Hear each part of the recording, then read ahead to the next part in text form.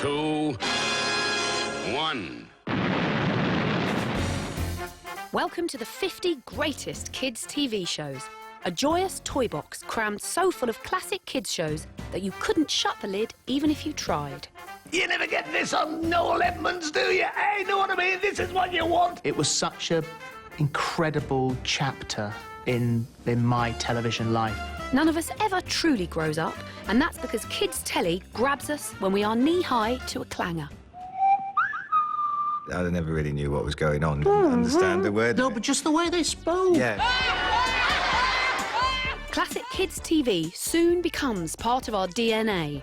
Whether it's Anarchy in the UK... You start off lying there, just waving your arms and legs in the air, and the next thing you're, you know, a danger. Gritty drama... I can't see, man. I can't see. Call an ambulance, Duncan.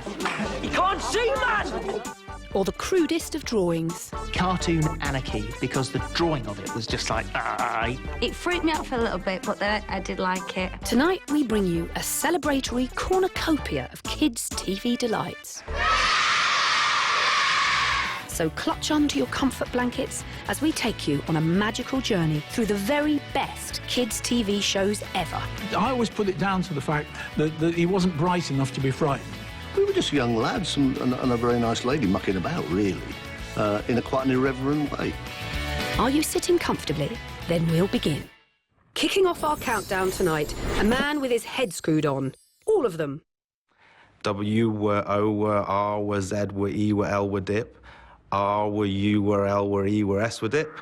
O were K were dip. No, he's not talking gibberish, but the now sadly dead language of Wurzelese.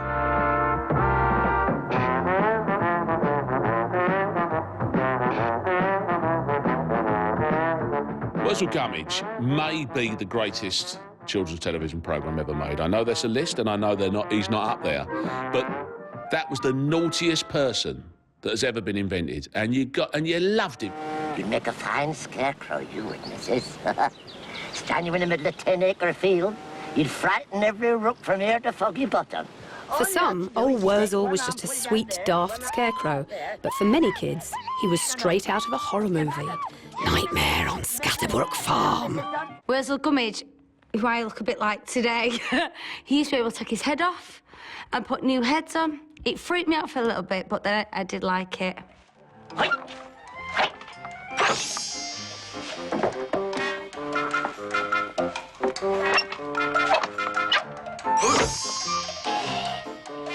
Wurzel Gummidge, possibly the most terrifying TV programme ever made. A walking, talking scarecrow with interchangeable heads. Night-night, kids. Wurzel Gummidge is essentially an unrequited love story between a big load of stupid straw, played by Jon Pertwee, and a vain lump of wood painted up like a hussy, brought to life by Una Stubbs. Oh, Wurzel's gonna let you into a secret. Her and me's getting married. Oh, no, we ain't. Oh, yes, we is, you double-crossing broomhandle, you promised. You do such thing. But Wurzel would have been nothing more than a big Swede head if it wasn't for the masterly performance of Jon Pertwee, whose portrayal of the idiot scarecrow was light years away from his famous turn as Doctor Who. The great thing about Jon Pertwee is he created, for me, the best big kid of all of the big kids that you've seen in children's television. I feel a right old fool. You're more of a fool than you looked already. How do I look? Oh, too beautiful by half, missy. Now, you be sure to go and cover your face with mud and clay, and then go and give them rooks a good scaring. Una Stubbs and Jon Pertwee is about as good as it gets. It's Aunt Sally. She's eaten half our rock. Yes, she has, and I'll eat the other half. Oh, Wurzel. And thanks very much.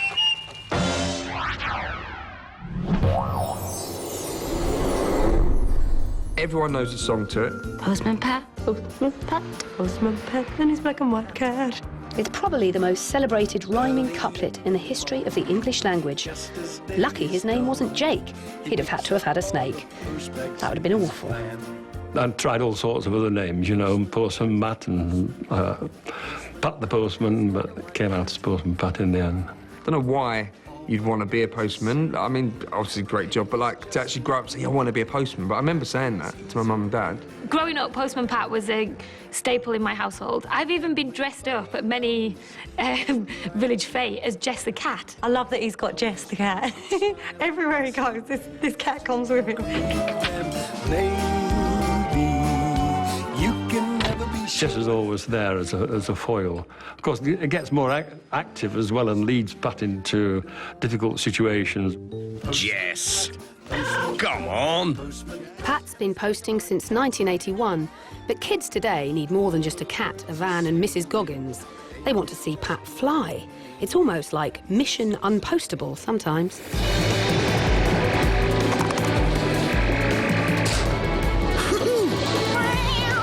It's okay, Jess. You can look now. It's a completely different world now, isn't it, with the computer-aided animation. I just think it's magic. It's like a child growing up, you know, growing up and goes out into the world and it does other things and becomes an independent person. My brother's 2 years older, and at that age, there aren't many things that you do and watch together without fighting. But Postman Pat was one of the things we did. The thing is, though, the world's changing fast. Pat needs to watch his back. Everyone's sending emails. No one won't use this Royal Mail anymore. Stocks are plummeted. Postman Pat's out of a job. Jess the cat's in RSPCA right now. Yoffie lifts a finger. It's 1972. And a mouse is there. And there's a new bohemian groove taking kids' telly by storm.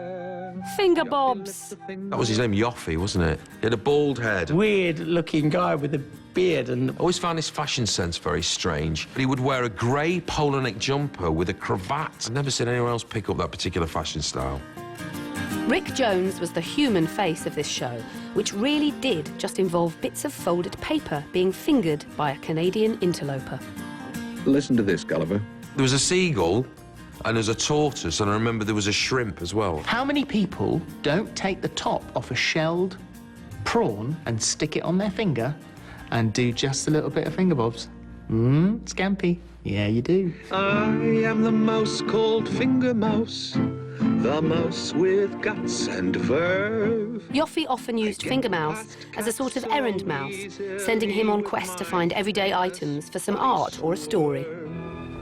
I need lots of stones and pebbles for my story today. There's always one episode, if you ask anybody about it, they'll always say the same thing. Sure, other people remember it. A glass of water. There wasn't enough water. They can't reach it in. It's like an Aesop's fable with the vase, the fox, and the water was... They put the crop and the water overflowed. Plop, plop, plop of pebbles into the jar. Yes, everyone remembers it, just not very well. One crow drops pebbles into a half-full jug of water, so the water rises and it can have a drink. Easy. That one I can remember really, really, really well. I think everybody can, can't they? Ah, that's better. It takes brains, you know. It takes brains. Up next, flobber-lobbing fun with these terracotta tykes. And we meet this disturbing dog's best friend. Carpenter is what they were trying to do to us as kids. Welcome back to the 50 greatest kids shows. The bad news, we've already seen 3 of your favourites. The good news, we've still got 47 to go.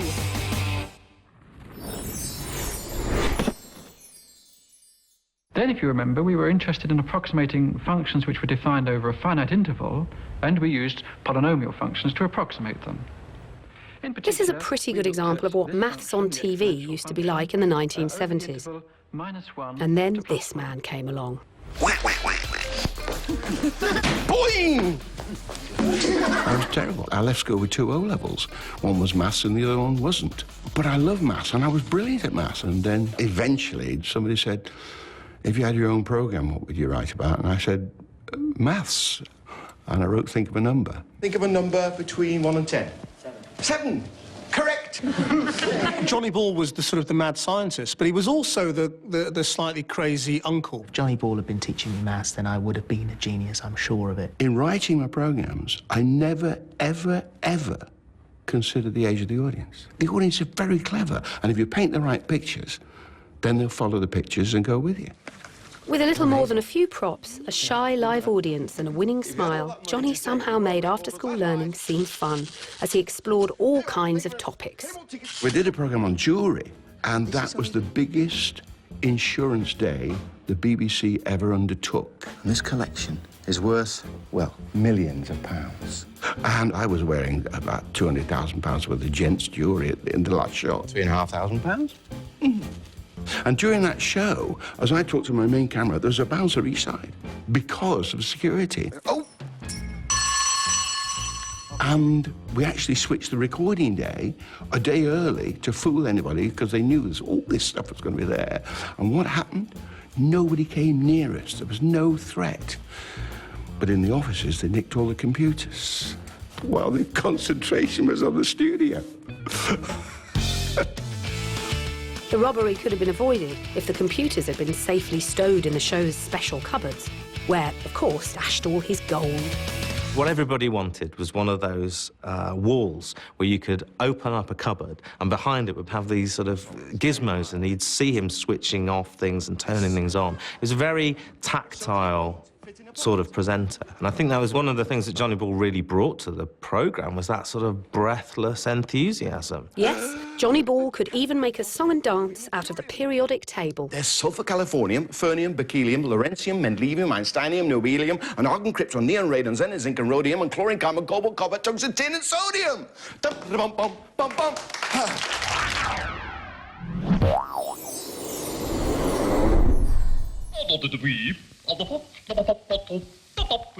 Hello, children. Are you sitting comfortably?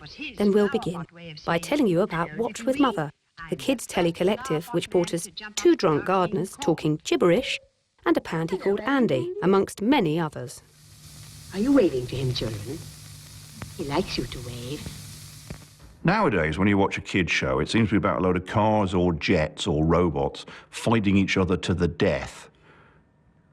Something like Andy Pandy essentially consisted of a puppet in pyjamas coming out, greeting another puppet, then they'd stand there for a bit, then another puppet would come in, and then they'd go to bed. It was more like three people meeting for a fag outside a building. Here comes Andy Pandy.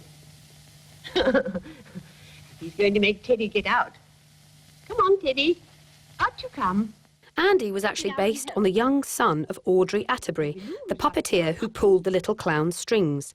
And that little lad is now a big noise on the Antiques Roadshow. My mother always told me, and she was a very straightforward woman, that I was the model for Andy Pandy. In fact, I go through life saying this is actually my only claim to fame. It'll probably be on my tombstone if I'm lucky, he was the model for Andy Pandy. But it's hard to believe now, but if you look at photographs of me aged 5 and photographs of Andy Pandy, you can see likenesses. Andy Pandy was wonderful. I love the fact that he used to get into the basket with Teddy. I always think that was very odd. What were they going to do in there? It was a sort of subconscious thing of wondering what was going to happen. It was almost had sexual undertones somehow. Time to go home. Andy's waving goodbye. Goodbye. The trio of Andy, Luby and Teddy soon gave way to Watch with Mother's even more notorious menage a trois, Bill and Ben and little Weed.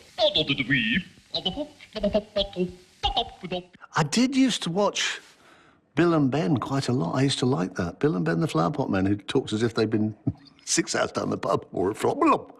And the Weed. That was actually, God knows what they were trying to do to us as kids. And further trees were sacrificed in the making of the Wooden Tops, a kind of kids' version of the Archers with a rather famous spotted canine. Oh, look, there's Spotty dog. Oh, look, Spotty. We're as high as the moon. Glorious characters created by these wonderful puppeteers, and it was fantastic.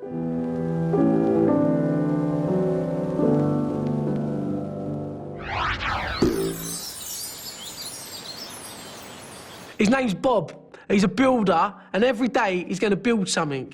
Bob the Builder, can we fix it? Bob the Builder is a global phenomenon and a multi-billion-dollar business. The unfeasibly reliable construction man is so big that Barack Obama nicked his catchphrase for his successful 2008 election campaign.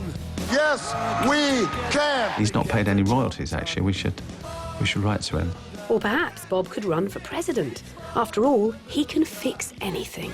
Once we finish the pit, we'll fill it up with horse manure. Bob is, he's in charge of this gang of kind of naughty machines. He's the father figure. He has to have a certain amount of responsibility. What's going on here? Sorry, Bob. Yeah, Bob, we were just having a game of mud pies. Wendy, his assistant, sometimes gets stuck in and is doing the building work too.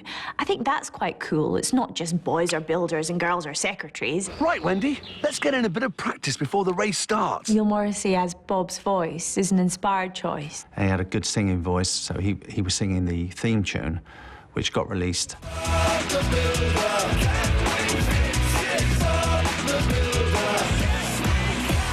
Can We Fix It mercifully beat Westlife to the Christmas #1 spot in 2000 and sold over 1 million copies.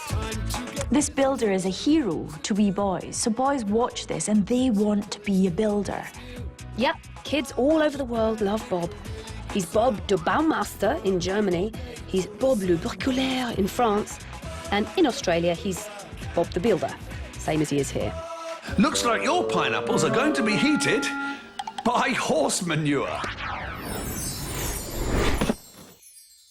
Do you know what the longest television programme title is in the world? Why don't you switch off the TV set? And do something less boring instead.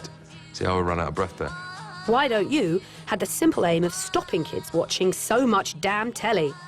Just listen to what exciting things the youth of 1973 got up to in their spare time. I make crocodiles out of cardboard boxes and then paint them. I burnt the bacon and the frying pan went up in flames. Arson. Nothing's changed.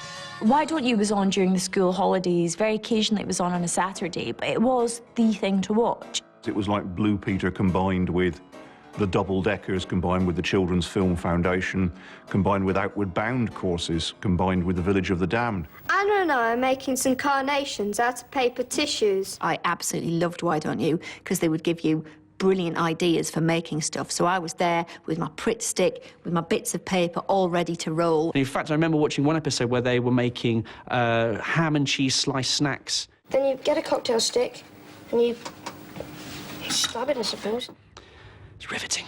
One thing that it did illuminate was that everybody's hobby is really, really boring. But that's not all. Sean also collects fluorescent tubes.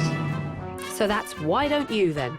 A show with big hair, games with litter, fighting, ants and... Ooh, ant. And it's a recipe for sweet fried eggs.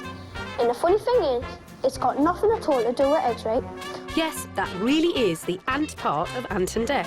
So cute. Don't forget the viewers' letters. What do you do in your spare time? I haven't got any spare time. I'm too busy opening letters. Who can forget the best theme tune, which I know, it's all very nice, the Blue Peter one, but 1 for sorrow, 2 for joy, 3 for a pound. No, that's wrong. 1 for sorrow, 2 for joy, 3 for a girl and 4 for a... That's right, it's the classic kids show with a thieving magpie for a mascot and a killer theme tune. The magpie theme, people used to tunelessly shout that at me down the street for years and years after the programme went. It was a good theme tune, really. Spencer Davis Group. And welcome to this Friday's Magpie. And we'll start off by saying it's very good to have you back in one piece. Thank you. He actually said that because I parachuted from 3,000 feet, roughly. She really did do that. And I fell off a unicycle while you were away. How many feet? Not a lot. I love Magpie because it was slightly looser than Blue Peter. Blue Peter was like grammar school, and Magpie was like comprehensive. Yes, long before the bitter war of Blur versus Oasis, we had the fierce rivalry between Blue Peter and Magpie. In 1968, Magpie was set up by ITV as a direct competition for Auntie's nice, safe flagship show. The battle lines were drawn. I think Magpie was slightly more trendy than Blue Peter. Blue Peter was a bit hidebound by the traditions of the BBC, but that's all. Over on Blue Peter, it was the boys who risked life and limb, but on Magpie, it was stunning model and actress Jenny Hanley who took one for the team. I was completely numb and sat there waiting with Sergeant Major Ted Lewington, my instructor, just hoping I'd remembered all he taught me.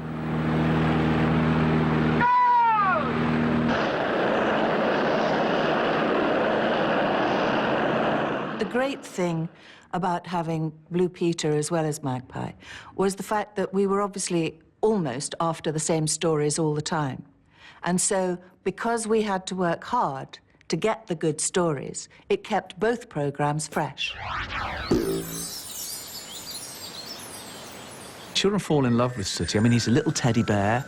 They've all got teddies. They all know what a teddy is. He does magic. He's naughty. He's charming. And welcome to Sooty's latest magical show, Easy Wheezy, Let's Get Busy. Sooty has been in Show Busy Wizzy for an amazing wazy 65 years, and his show is the longest-running kids' programme in the world.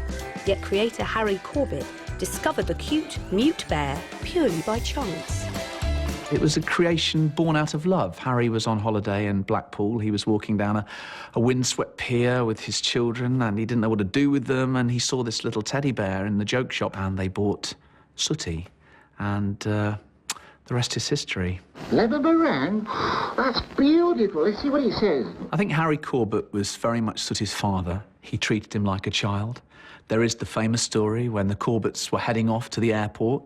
And suddenly, Harry stopped the car and said, "Oh, we haven't got Sooty. Oh, we can't leave Sooty behind." And off they went back to the house and got Sooty in his carrying case, which famously had air holes drilled in it so Sooty could breathe, and Sooty went on holiday with the Corbetts. When Harry retired, his son Matthew donned the yellow bear mitten, enchanting a whole new generation of Sooty fans. Sooty, would you just put it down? Down, not on my finger! He did 25 years. So did Harry. So now Richard Cadell has taken over, so it's all great fun.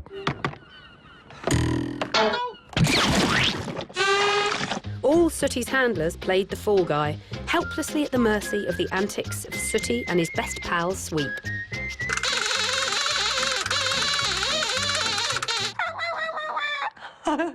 You still knew what he was saying, though. Everyone loves Sweep. Sooty comes in a kind of meagre second, and Sue's right at the bottom of the barrel. Oh, God, I hated Sue when I was a kid. That awful, rasping, reprimanding, flat voice, always telling them off. Where's Sweep? Oh, don't ask. Just enjoy the piece. But what about the show's undisputed star, that silent enigma, Sooty? He gets away with stuff that little kids can't get away with. You down, Bob? Go! Can you be naughty now? No, you can't be naughty now. We're on a very important... No, don't... Bye-bye, everybody. Bye-bye. Still to come, a private battle between the four titans of Saturday morning telly. Gopher would quite happily tell you to on a Saturday morning. But which one comes out on top? Hello. If you're just joining this nostalgic train ride back to our childhoods, look at the lovely views you've missed. But don't worry, there's plenty more where that came from.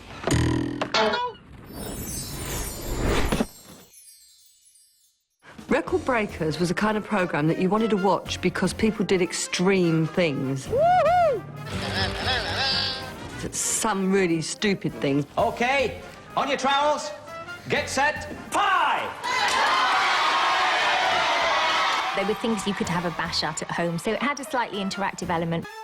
All kinds of records were broken on this show, from the small to the flipping enormous. Can you forget the tap dance? No, you can't. Pardon me asking, but where are the other 499?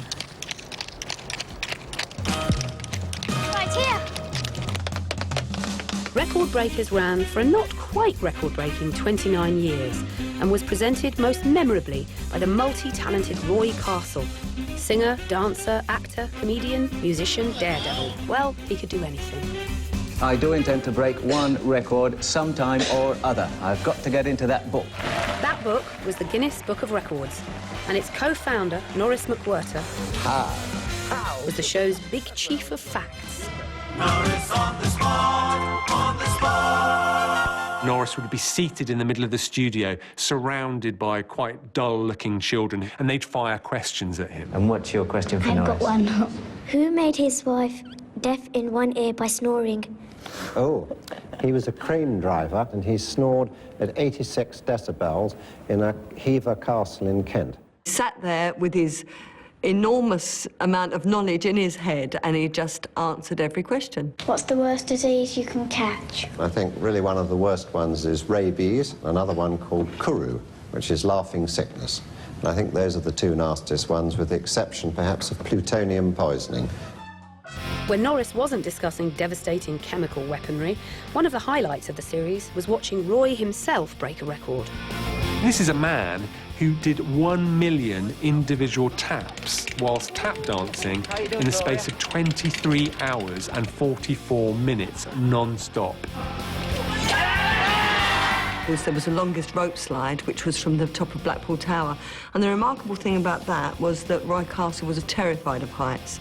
It was like a phobia with him. Do I look confident? You look good. You're looking good, feeling fine. And to look down, it is horrific. It was terrifying. But we did it, and at that time, it was a world record. Yay! When Roy died after a battle with lung cancer in 1994, he had presented 22 consecutive series of record breakers. Dedication, the inspiring anthem that he wrote, took on an added poignancy. The heart and beating soul of the thing is Roy Castle. He was the warmest, gentlest, kindest, nicest man anyone would ever wish to meet. And I'm so privileged to have worked with him. If you want to be the best and you want to beat the rest, dedication's what you need. If you want to be a...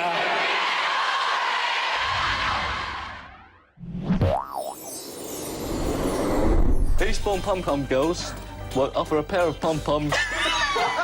Wants anything on American cheerleading. What do you think, Noel? Deal or no deal? My ultimate dream, getting into television, was Saturday mornings, because I watched the very first ever Swap Shop. It was the first time ever, I think, that the BBC had done an entertainment programme live that lasted for 3 hours or more. I found this in a magazine. Do you like that? What a charming couple. Isn't that lovely? Noel Edmonds' Swap Shop was a trailblazer that influenced BBC Saturday mornings for years afterwards. Along with star guests and competitions, the show allowed kids to swap unwanted junk with unwanted junk. Kids haven't got anything to swap. I'd like to swap this broken Monopoly game for this doll with one arm. You know, it wasn't a thriving cottage industry. But I really enjoyed Swap Shop. It was the first, I think, truly interactive television programme. 01811 8055 became the country's most famous phone number. And for the first time, kids could call in to swap stuff or chat with their idols.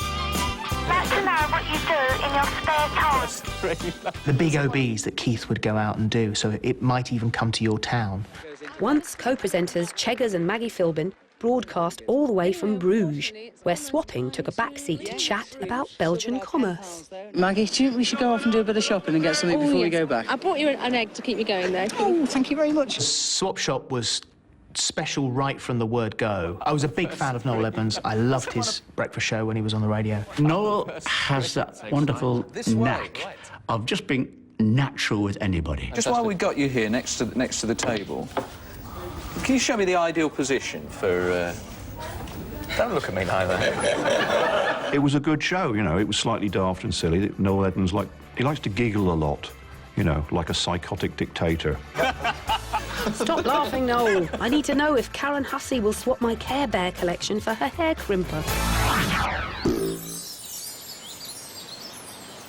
There's Mary. There's Mungo. And there's Midge. In 1969, Captain Pugwash creator John Ryan swapped the high seas for the high street as Mary, Mungo and Midge brought hardcore inner-city grit to kids' TV. Sort of. It was about a little girl who lived in a high-rise block of flats in an unknown town. It could have been London, could be Birmingham, we're not sure.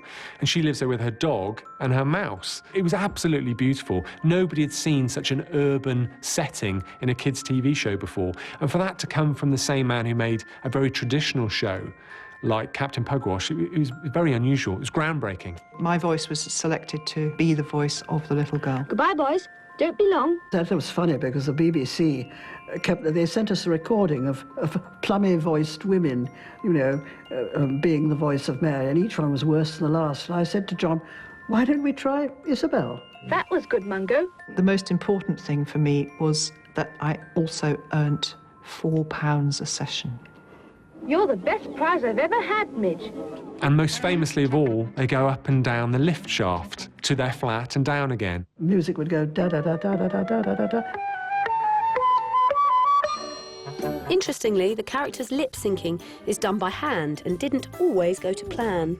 Look at those big things going along the road. As a matter of fact, every now and then, you will see, possibly, if you watch the whole thing, you'll see some extremely bad lip sync.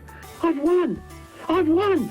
I won Mungo as a prize. And that was probably because I'd gone away to have a baby or something like that, you know, so somebody else took over. Surprisingly, only 13 episodes were ever produced. So what was it that charmed generations of preschoolers? Midge satisfies children's curiosity. What does happen if you hurt yourself and go to hospital? What does happen when you post a letter into a letterbox? I loved that episode. Midge took the letter, and by mistake, of course, he falls into the postbox. Midge, you silly mouse. I'd like to see him explain email.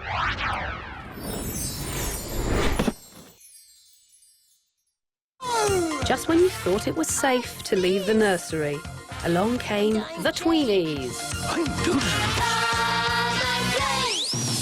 It was huge. It was like a kind of preschool Beatles, really. And we didn't know how big it was going to be. We shot it for a couple of years. And then I think we did our first live appearance in Birmingham. We switched on the Christmas lights.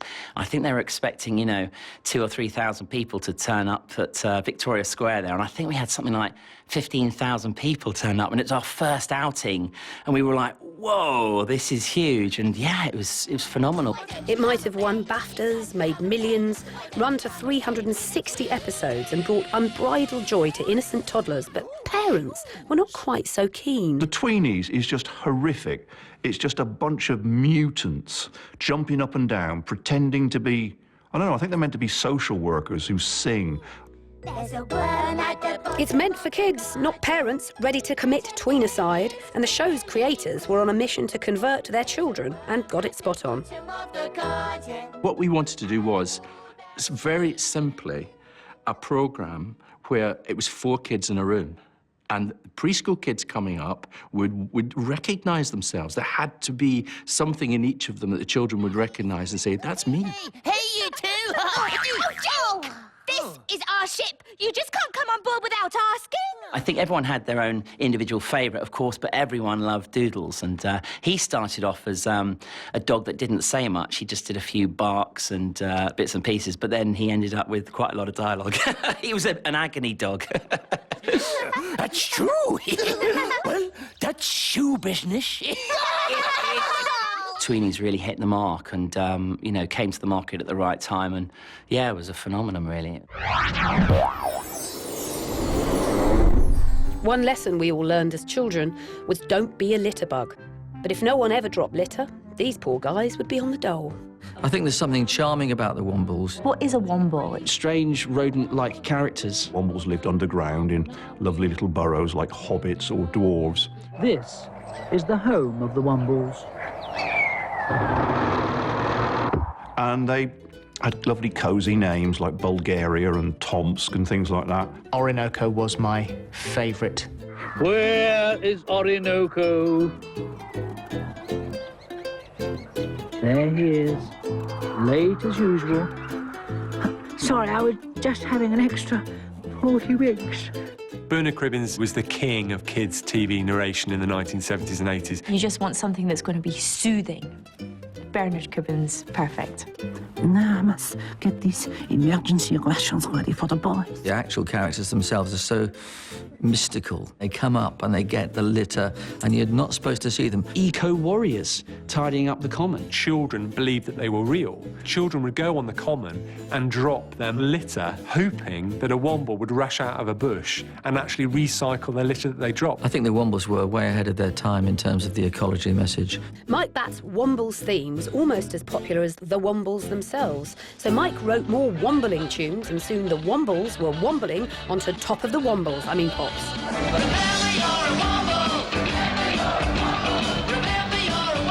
I fell in love with the characters and I wanted to write about them, so I thought other people would want to hear about them. Oh, I love these tricks. Are so clever, these boys. Like any good 70s rock band, the Wombles are still performing, and the show will soon be making a CGI comeback on Channel 5. That's us. Quick, we must show this to Tobermory. Yeah, well, you get this backing off my foot.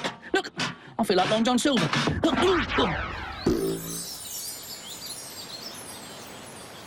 This is what it does to my children. They stare for a good 5-10 minutes and then they're asleep. It's the best show ever invented. In the Night Garden. Even more mental than Teletubbies, In the Night Garden is completely insane and makes very little sense if you've spent more than 3 years on Earth. Yes, my name is Eagle Peagle. Eagle Peagle, Eagle, Eagle Peagle. The makers of In the Night Garden are on some form of drugs.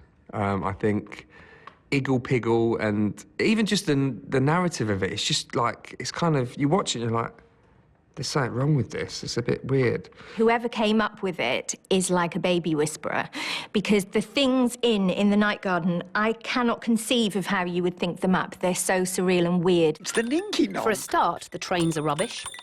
Catch the Ninky Nonk. And then there's the main characters, huge, terrifying weirdos. Ooh. And that Macca-Pacca has way too much time on his hands. Ooh. Macca-Pacca, Acca-Wacca, Micca-Macca, Moo. The characters are weird, the music, the names are bizarre. Sort of Pinky Ponk and all that sort of stuff. And can anyone tell us what the hell a Tombliboo is? But the weirdest thing about Night Garden is that they persuaded none other than Sir Derek of Royal Jacobi to lend his Shakespearean diction to the proceedings. Hello, Tombliboos. Whoever engaged Derek Jacobi to be the voiceover should have a BAFTA, an Oscar, a knighthood. He is absolutely perfect. Go to sleep, Ninky Nonk. And go to sleep, Pinky Ponk. Go to sleep, everybody. It's always on in my house, and it's one of my favourite shows because it means that it's 7 o'clock and it's nearly bedtime.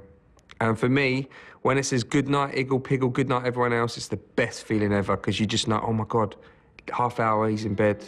Don't worry, Iggle Piggle.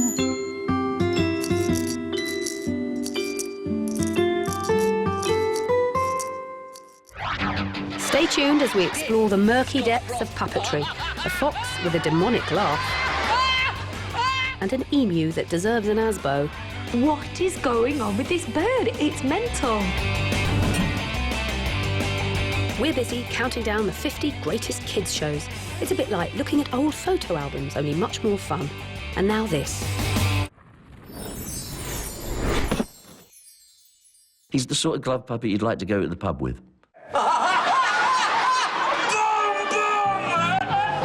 Yes, it's the posh fox puppet with the most recognisable laugh of all time. Basil Brush has been on our screens for over 50 years, and at the height of his vulpine powers, his eponymous show hooked in Saturday primetime audiences of more than 15 million. Boom, boom indeed. I think there's a tradition in British humour for somebody like that. There's a lot of double entendres, I think, in Basil Brush as well. And I think that's very appealing, especially to an adult audience who are watching it with their children. Treasure. Hey, that'll be great, Basil. The ship's full of booty. Oh, how bootiful. And the hulls are loaded with gold bullion. Oh, what a load of bullion.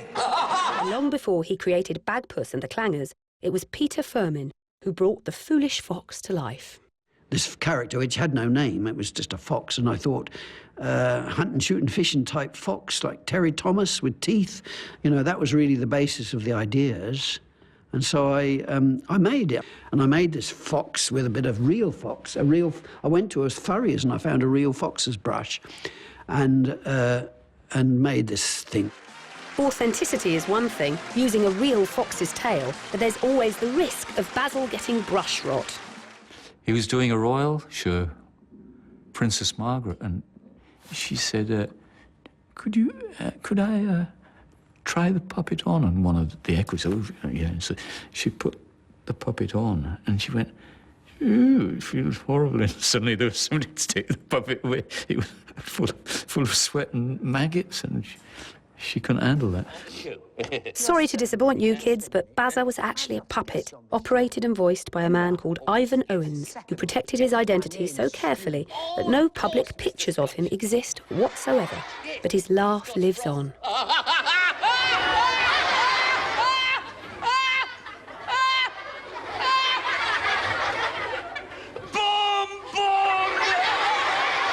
Whenever there was a break in the take, and he'd say to me from behind the box, Ivan, what's happening, Stu? And I'll say, we're just waiting for the cameraman over there. He's just got a problem. And he would say, Basil would say, what are you talking to him for? Talk to me. I go, all right, we're waiting for the cameraman over there. He's got a slight problem. All right, thank you. He didn't like you talking to him. He talked to you, but you couldn't. You had to talk to Basil. Weird, man. 6 decades on from his foxy genesis, and BB is still booming on our screens in his very own sitcom, with the same quality gags of old. So I walked into the doctor's with a cucumber stuck up my nose, a carrot in my left ear, and a banana in my right ear, and said, Doctor, what's the matter with me? And the doctor said, you're not eating properly. Boom, boom.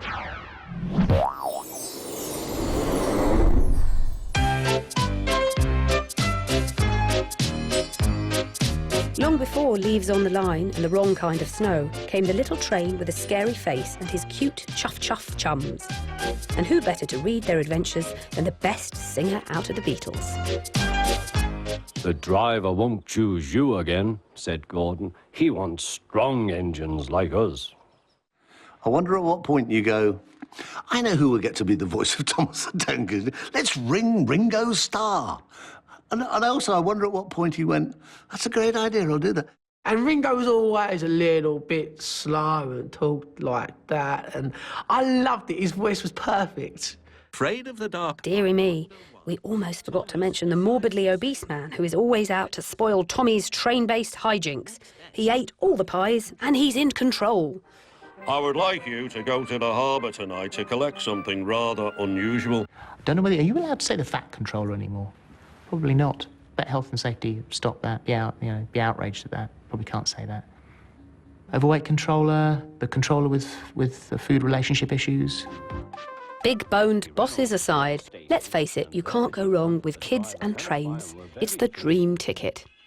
I think when you're watching the trains, you think, when you're a kid, you think, what do trains actually do? So to have an insight into the life of a train is actually really cool.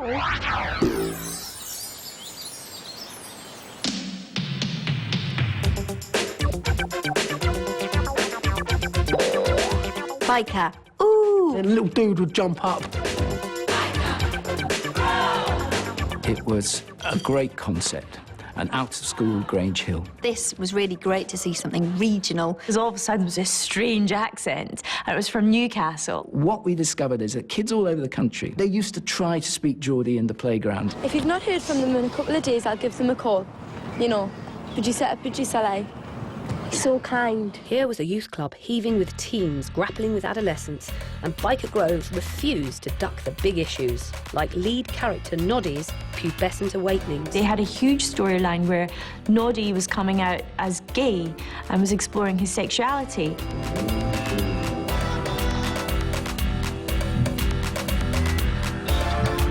And this made front page news. You just stay away from it, yeah? You're sick, man. Sick. There was an editorial the day after, which actually said that I should be taken out of my office and shot because of the so-called gay kiss between Noddy and Gary. Byker Grove gave young actors in the Newcastle area a shot at the big time, and one or two of them grabbed it with both hands. Don't worry, we'll have your money. What we done? Aye. We assembled about 100 Newcastle hopefuls for this new show, and among them was a little tiny guy about that high called Declan Donnelly. I thought, I just hope he's going to be good. You know, there's paintballing. Well, do you reckon it'll be okay? What do you mean?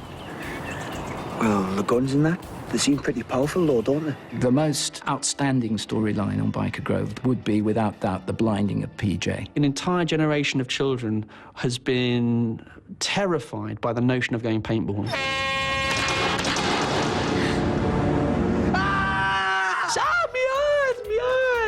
It's in his eyes. Look at his eyes. Shut up, man! Oh, it's a hideous, hideous thing when it happens. I can't see, man! I can't see! Call an ambulance, Duncan. You can't see, man! The way they did that stayed with me forever. You can't see. PJ's blindness didn't stop him forming a band with Duncan, which in turn led to a pop career. Let's get ready, ready, let's get ready, ready, let's get ready to rumble. Which in turn led to superstardom. Check the mic, we don't check the mic, psych. And which in turn will probably lead to a kind of pleasant world domination.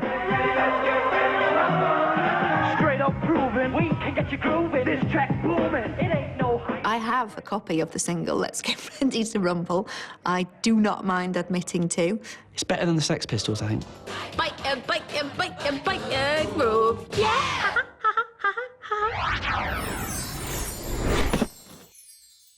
Theme tune was catchy. Ready, steady, are you set for Metal Mickey? Ready, steady, are you set for Metal Mickey?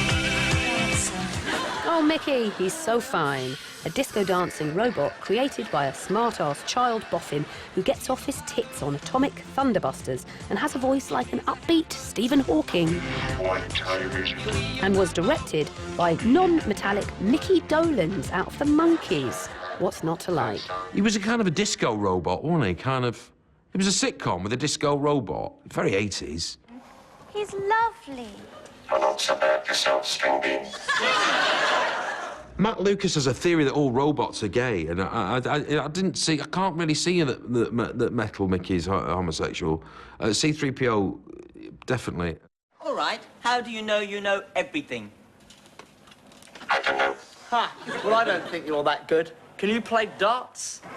Can you do this? Of course I can't! It was a very silly idea, and people just went along with it. It hasn't dated well. I don't think it's dated that well, but it's a bit cheeky. And the weird relationship he has with the grandmother of the house, that's kind of excellent. I shall go to London to make my fortune. Fluffy. I must. Oh, well then go, you jumped up pressure cooker.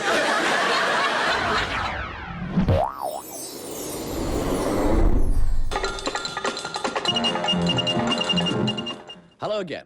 Hello, John. How did you come up with the name Newsround, then?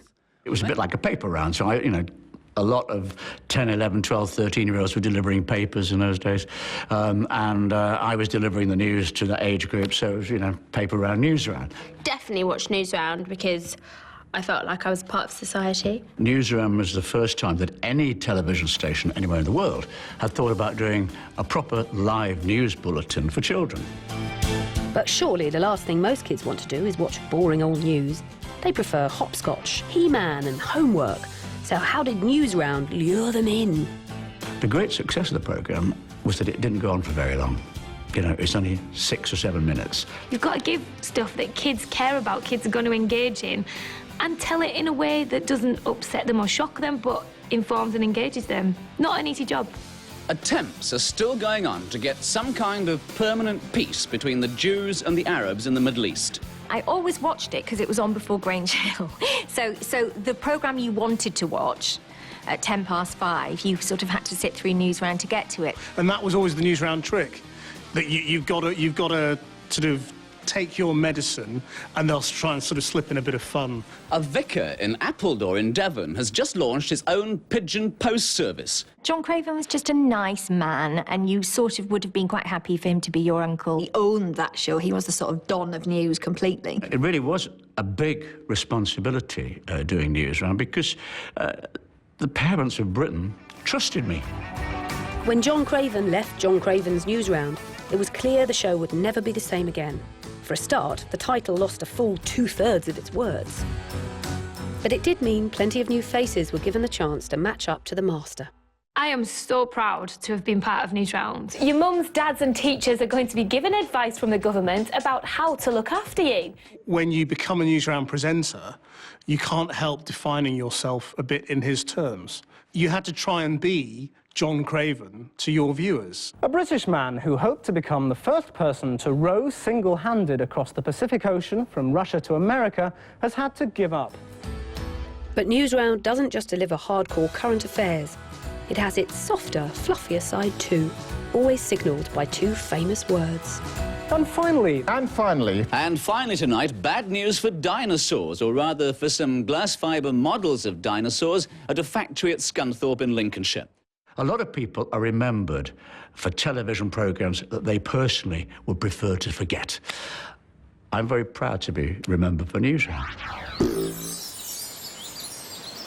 Jump in, we'll take you for a spin, show you round the wheelie world. Have fun, it's fun, so come along and take a look at Wheelie World. Shaun and the Wheelies was fantastic. It was a kind of a very, very surreal landscape. Shaun and the Wheelies is like a really extreme version of the Magic Roundabout, a more British, more anarchic, more weird show. It just drips with oddness.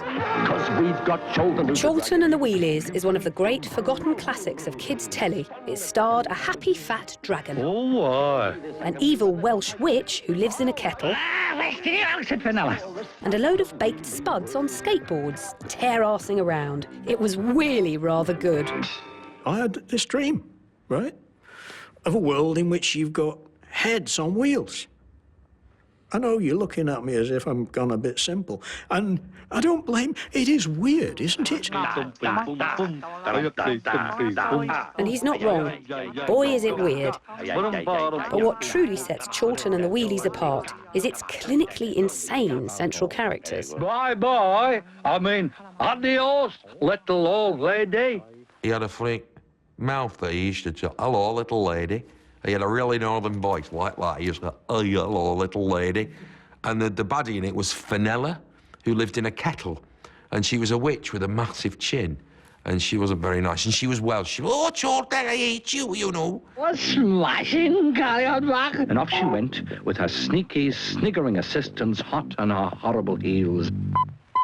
I remember things kind of disappearing, stop motion, and popping up, kind of things. Fenella was not amused. Hey, up now, I wonder how she does that. Hey, missus, how do you do that? You had no money. You had to find ways of doing things, so you'd make your brain work better. And it worked, and it became an identifying sort of part of the show, really. Do not go away. We promise there's plenty of sex, Darling. drugs, Man, you're right. and rock and roll still to come. He was naked, to all intents and purposes, most of the time. Welcome back to the show that guarantees you'll shout, "Oh, I remember that," before the evening ends. Maybe you're about to say it. Now.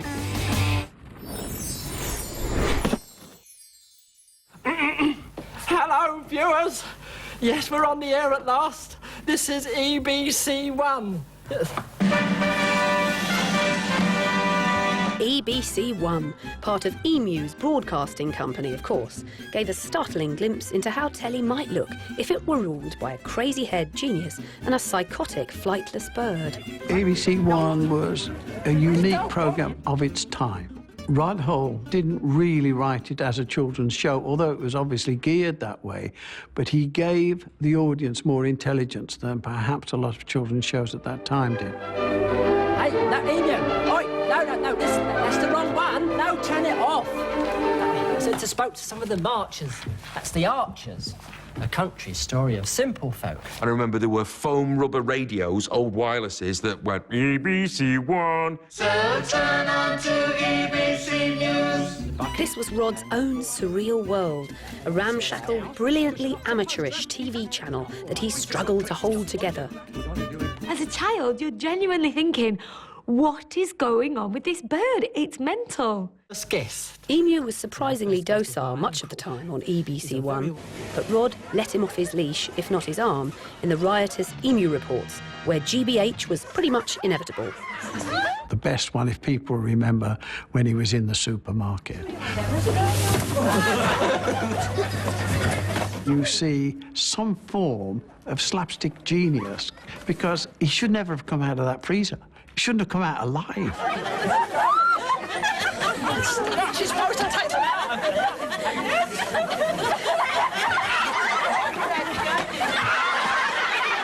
It's as funny now as it was then, and could have been 20 years before that. EBC One. That's the channel. Good, isn't it, eh? Isn't kids' TV great? Explosions, kissing, environmentalism, and the mid-afternoon reading of bedtime stories. Of course you are, said Christopher Robin. There's nothing children love more than to be read to. You'd all sit round, adults as well, and watch Jack and Ori.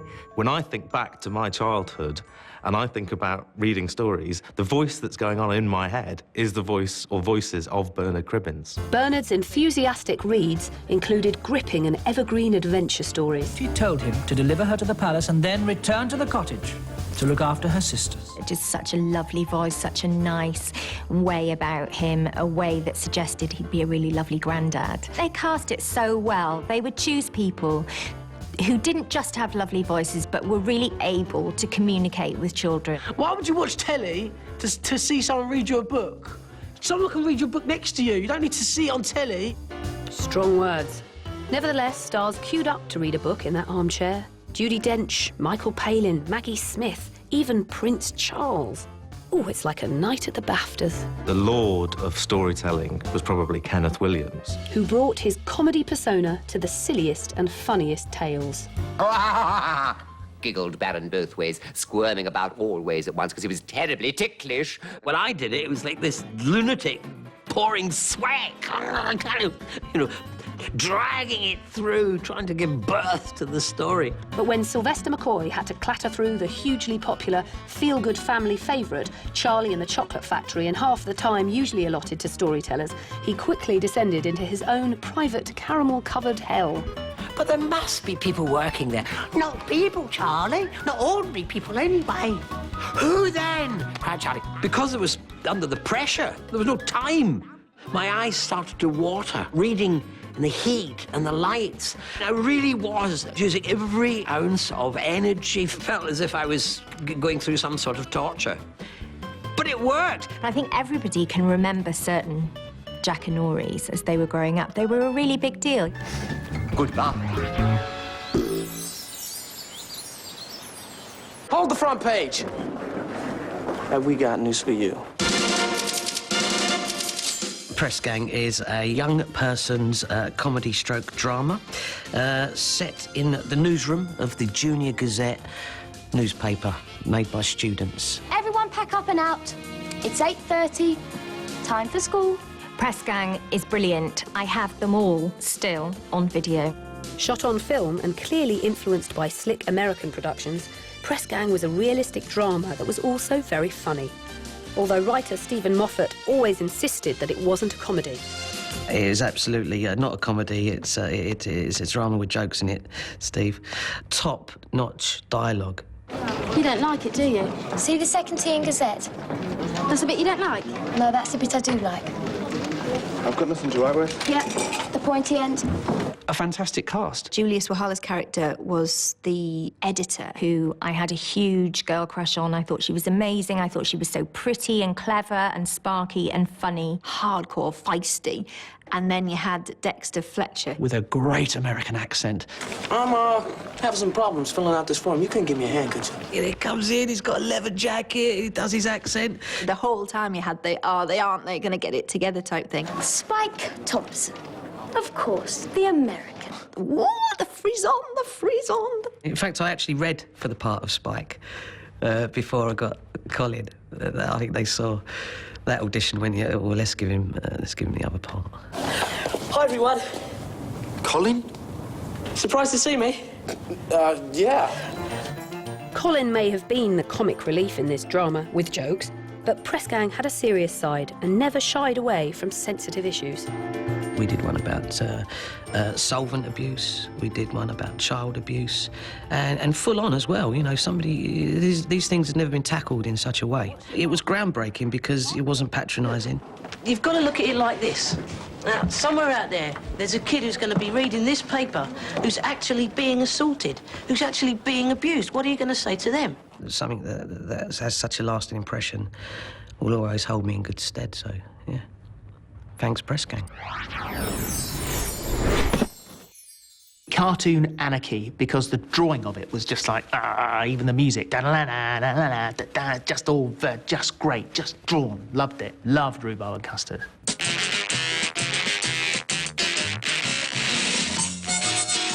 Not wishing to be pedantic, boys and girls, but it's not actually got custard in the title, just rhubarb. Forget CGI and all that 3D nonsense. Back in the 1970s, all you needed was a felt tip and a shaky hand. Bob Godfrey, who did it, he was one of those guys, one of the drawn animators, and he'd draw with rough pens and so on. And his work had great vigour, you know. Rhubarb jumped up and down, trying to break the fence with laughter. But alas, the fence stood firm. He wasn't as fat as Custard. Jacques Coustard took not the slightest notice of the scoffing, but proceeded into the water and looked about. But Rhubarb would have been nothing but magic marker mayhem without a masterly voiceover from the late, great Richard Briers. He was the perfect voice for that. And some of his characterizations are quite crazy. He sounds like he's on the edge of insanity when he's narrating that show, because, of course, the main characters in that show are nuts. Custard the cat sounded like John Major. Talk like that. Rhubarb. Hello, Rhubarb. Better that the card gets bored, dear boy, rather than us, tittered Custard with a smirk.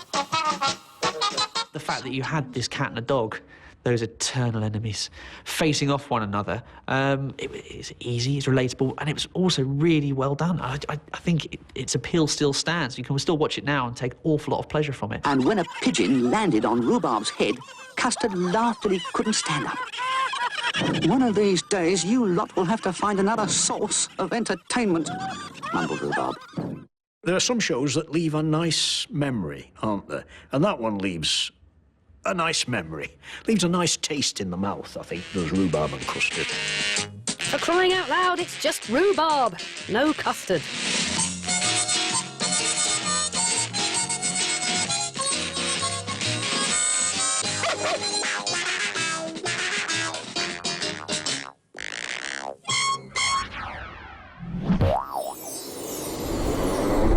I don't know what it had that was so special at the time, but we all watched it. That show was out of the mind of someone on something.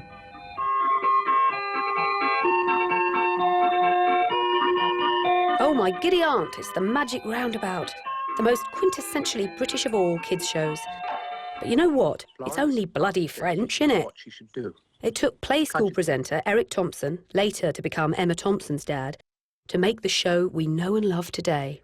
Eric Thompson was walking down the corridor at the Beeb, and somebody was playing something on a screen, and they said, "What's that?" And he said, "Oh, it's this terrible French thing. The pictures are lovely, the story's terrible." And he looked, he said, "Shall I have a go at rewriting the script?" And they said, "Go on, have a go." Magic Roundabout. Hey, you're looking a little pale. If you've ever heard the French track on it, it's incredibly... You think, oh, go away. Rocking chair, êtes-vous? Ça y est, il est à moi, on est très à moi. Il faut que je trouve un moyen de le déloger de là, cet escargot de ma vie.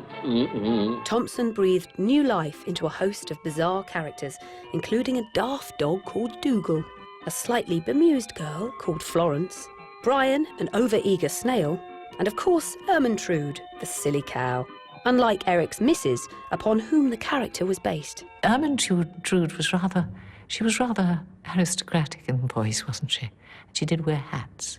If you're in a train and you see some cows in a field, give them a wave. They do so appreciate it. She was slightly dramatic and, well, insane, really. She was dotty, wasn't she? So I suppose I'd fit the casting for that. Zebedee arrived to see what was happening. But for many, the antics of Zebedee and his mentalist chums was like one great big trip, made for and by a load of stoned hippies. Dylan, you see, most kids who were at university assumed that Dylan was heavily onto drugs. Man, you're right. I'm watching these crazy mushrooms grow. Thompson barely took an aspirin. He had no idea of drugs. Like exhausting. Jack? America? Sensible? Who is the best captain ever? The correct answer is Pugwash. Whoopee! Oh, Pugwash, I loved him. I loved him. We've called the boat in Scotland Pugwash. Genius animator John Ryan's bumbling pirate has been searching for treasure in print and on screen for over 50 years. Captain Pugwash was an idiot. I mean, he was the worst pirate you could ever expect. I hope there won't be any fighting. All the stories really are based on the idea of Captain Pugwash's tremendous greed. All he really wants is treasure. Lolloping landlubbers, just look at that loot. Gold, silver, treasure chests. Oh, there's enough booty there to bury a brontosaurus. The show is perhaps best remembered for its distinctive style of animation. My father didn't want to use stop-frame animation at all. He devised his own unique method using cardboard cut-out figures. He can wave his sword about, he can move his eyes from left to right, and he can speak. What ho, my hearties. Well, that all seems reasonably simple, except the first series in 1957 was broadcast live. Oh, yelled Pugwash. That's the water, not the boat. I had to open and shut the mouths in time to the lip sync. To make it exciting, you had to be jolly quick. You weren't careful, you slapped it on, and his eyes were crossed, or his mouth was open, or something ghastly, you know. Tom, bring me my fishing rod. It was very nerve-wracking, I must say. I used to have terrible butterflies before we started. Then, in the early 90s, some mucky journalists tried to suggest that Pugwash's shipmates had smutty names, like Seaman Staines and Master Bates. It was a cruel, scurrilous slander on the lovable captain. Even cutthroat Jake never sank that low. We'll blast him off the face of the island. It wasn't true, and unfortunately that's the thing that people remember about Captain Pugwash, when really it was the most charming, beautifully animated show, had lovely stories, and it was about a buffoon. Fortunately, the captain navigated the Black Pig through those choppy waters and continues to win new fans to this day. Coming up, some weird creatures that make sweet, unintelligible noises. There's meadows and sunshine. And some weird creatures that make sweet, unintelligible noises. Thanks for accompanying us on our dash down the memory motorway as we continue our list of the best kids' shows ever. We got told there's a new programme coming. It's unlike anything that's been on telly before, and you guys are going to be introducing it, and the BBC put a lot of money into it and all this. And I remember we watched it, and we were like, this is never going to take off. What is this?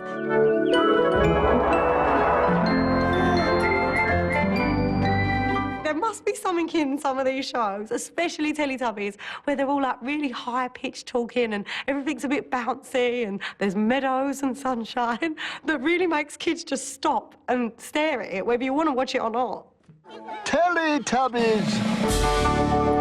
Yes, it's the 4 Space Cadets that changed kids' telly forever and became the TV drug of choice for every stoner student in the land. Uh-oh. Tinky Winky, Tinky Winky, Dipsy, La La, La La, Oh, Teletubbies, Teletubbies, say hello. Teletubbies, it's a really weird programme. You know, these people live in holes in the floor, you know, they've got TVs in their stomach.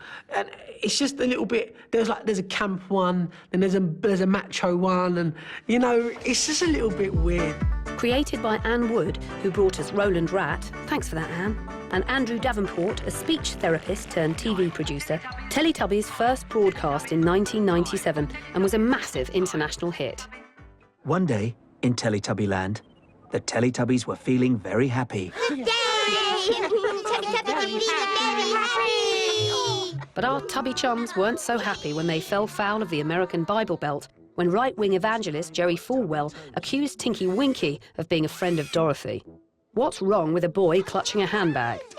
Obviously, it was nonsense, because the Teletubbies are pre-sexual beings, and that's why the Teletubbies have no genitals. So for adults to impose adult sexuality onto children's cuddly toys is ridiculous.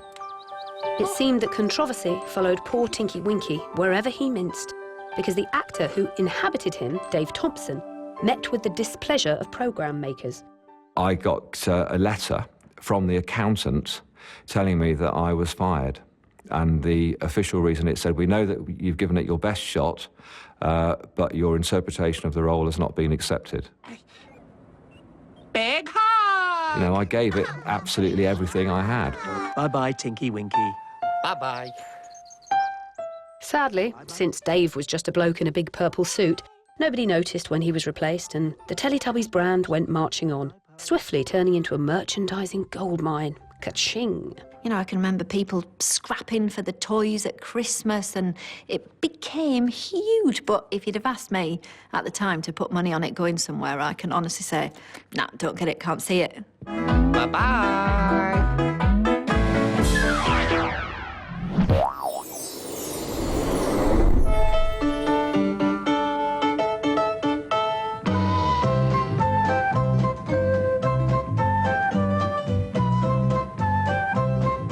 Pipkins.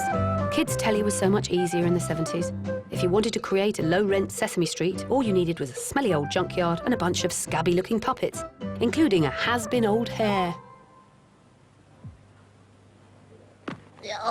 Hartley Hare wasn't very pleasant, and I think that's what gave Pipkins the grit that made it the urban classic it is today. Yes, Hartley was a bit pompous and everything, but he was such fun. It's like a lot of people who are great fun, although they say the most outrageous things. This is the cellar window, and I'm trying to see into the cellar to see what Pig's making down there. But I'm afraid I can't see a bean. This window is much too dirty. Ugh. Hartley! Pipkins was also home to a greedy pig from Birmingham, a monkey with attention deficit disorder, and a cockney tortoise. If you take this sticky tape and wrap it round the bananas, it'll look like they've got stripes. They could be stripy tigers. Oh, tortoise! You are a genius! They weren't brilliantly made, to be honest. Hartley Hare looked as though he'd been in a terrible road accident. He was all kind of crumpled up, and you could see his wires. It wasn't exactly the Muppets. I bet you if you put it back on today, people would love it. And they would love seeing the wires and the tatty hair and not being able to eat and all that. It would be divine. I loved it. Ba ba ba ba ba ba ba ba ba ba ba ba ba ba. Yes, it's the only kids' show based on a Native American form of greeting. How could we forget How? Kicking off in 1966 and running for over 30 years, How actually started out as an adult show to help adjudicate on pointless, pissed-up pub squabbles. The idea was that you could settle pub arguments over how things actually work, you know, and it was so successful that it was spun out as a children's programme right across the ITV network. How? How? how do you get an egg that's long enough to go all the way through a veal ham and egg pie? Look, it's there at the beginning, it's there in the middle, and it's still there going strong at the end. I don't think Fred Diners did anything, apart from laugh and point occasionally. Oh, Jack, for goodness sake, what on earth would I want that for? Oh, well, I didn't put it in the sauce, I didn't. And then Jack Hargreaves will tell you, you know, the history of tobacco. Later they discovered that, still without carrying anything, you could pick up a piece of hollow reed and put it in there, and you've got something approaching a true pipe, except, believe Can you imagine a kids' show these days, fronted by a pipe-smoking bloke in his late 90s, whittering on about pipes? But Big Jack is remembered by some for other, almost certainly apocryphal reasons. And I don't know if this is true, but Jack Hargreaves, well, he's dead now, I think, but did have the longest penis in show business. This is just one of those rumours that you go around the school playground, and yeah, sort of made Hal a sort of different watching experience.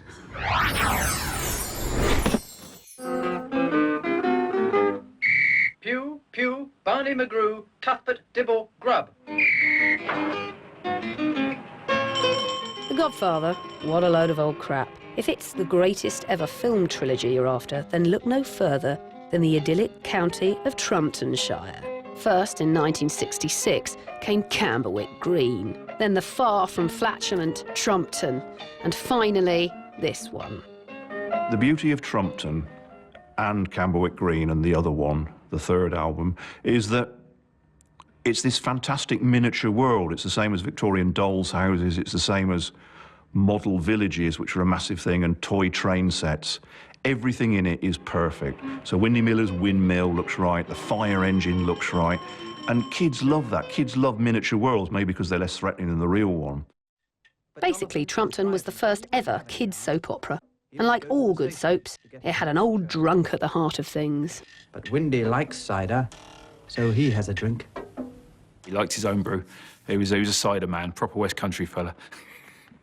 Yeah, well, there was many occasions where a random scene went past his windmill and he's just sat outside, slightly comatose. Cider is very good, but it makes people sleepy. Windy's cider is very strong cider. It was compelling to see if he was going to get totaled by his windmill when he walked through that door. Yeah, he had the timing bang on, walking between the sails. You know, no one else could do that. It was from years of walking through there pissed. I think if he was sober, he could never have done it. It probably looked nostalgic the day it was screened. Probably the moment it went out, kids were talking about the golden age of episode 1.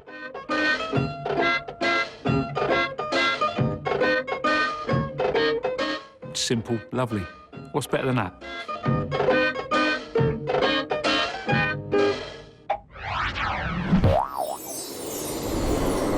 It's Friday. It's 5 to 5. It's Cracker Jack!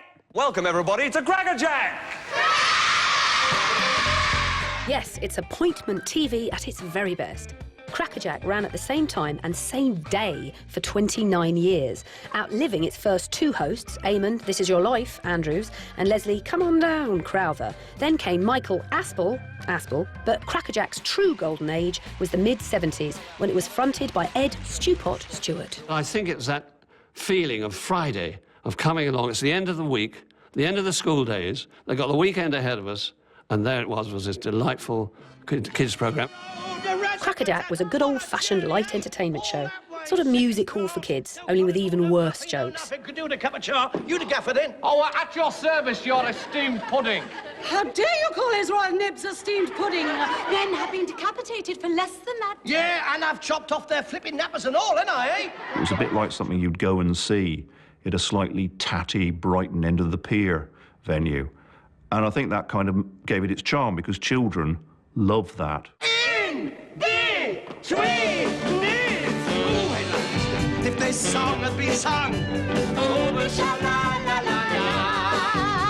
But in 1979, the legendary old guard of Stewpot, Peter Glaze, Jan Hunt and Don McLean were sentenced to death by firing squad. Well, they got the boot, as the show totally reinvented itself. They wanted to give it a big facelift. Let's give it a kick up the backside, if you like, and bring it into the 80s. Make it more colourful, more brash, more fast, you know, more volume. We've got a brand new series. I'm so excited. Ooh, I could crush a grape. We were the first to do the Gunge tanks, and the people we've guns you wouldn't believe. And nobody ever refused. Nobody ever refused. Correct, Stu. Judy, you're wrong! Crackerjack had the lot. Gunged guests, Stu's corny catchphrase, and somewhat snug yellow slacks, and perhaps more memorably, the most iconic consolation prize kids' TV had ever offered. There's your Crackerjack pen! The legendary Crackerjack pen is now rarer than hen's teeth. In fact, only one is known to survive. One Crackerjack pen. Still got it. Still got it, mate.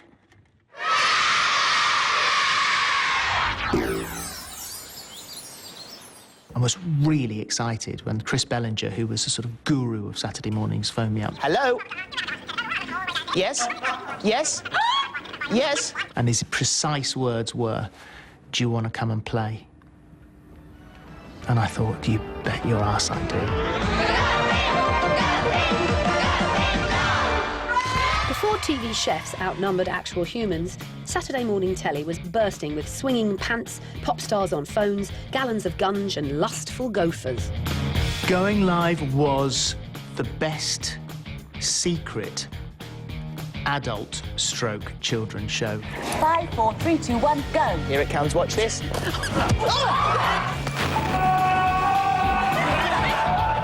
It was an attempt to try and kind of change the whole style and loosen up Saturday mornings. Yeah. The thing I loved about Saturday morning TV is that things went wrong and they started to laugh. And when they're laughing, you're laughing. I loved Philip Schofield and Sarah Greene together. I thought they had such great chemistry. They had that relationship where somebody would tease somebody else, you know, they would get the giggles. This has got to be Sarah Greene has set this up. It's unpersuadable. I know nothing about it. Like what? She said that you insisted on having your socks in the bath and that you used to suck your bathwater through the socks. There's a streak of danger in Sarah Greene.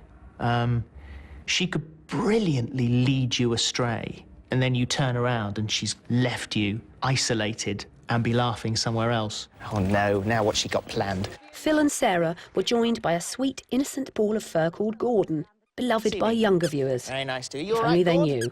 What's this?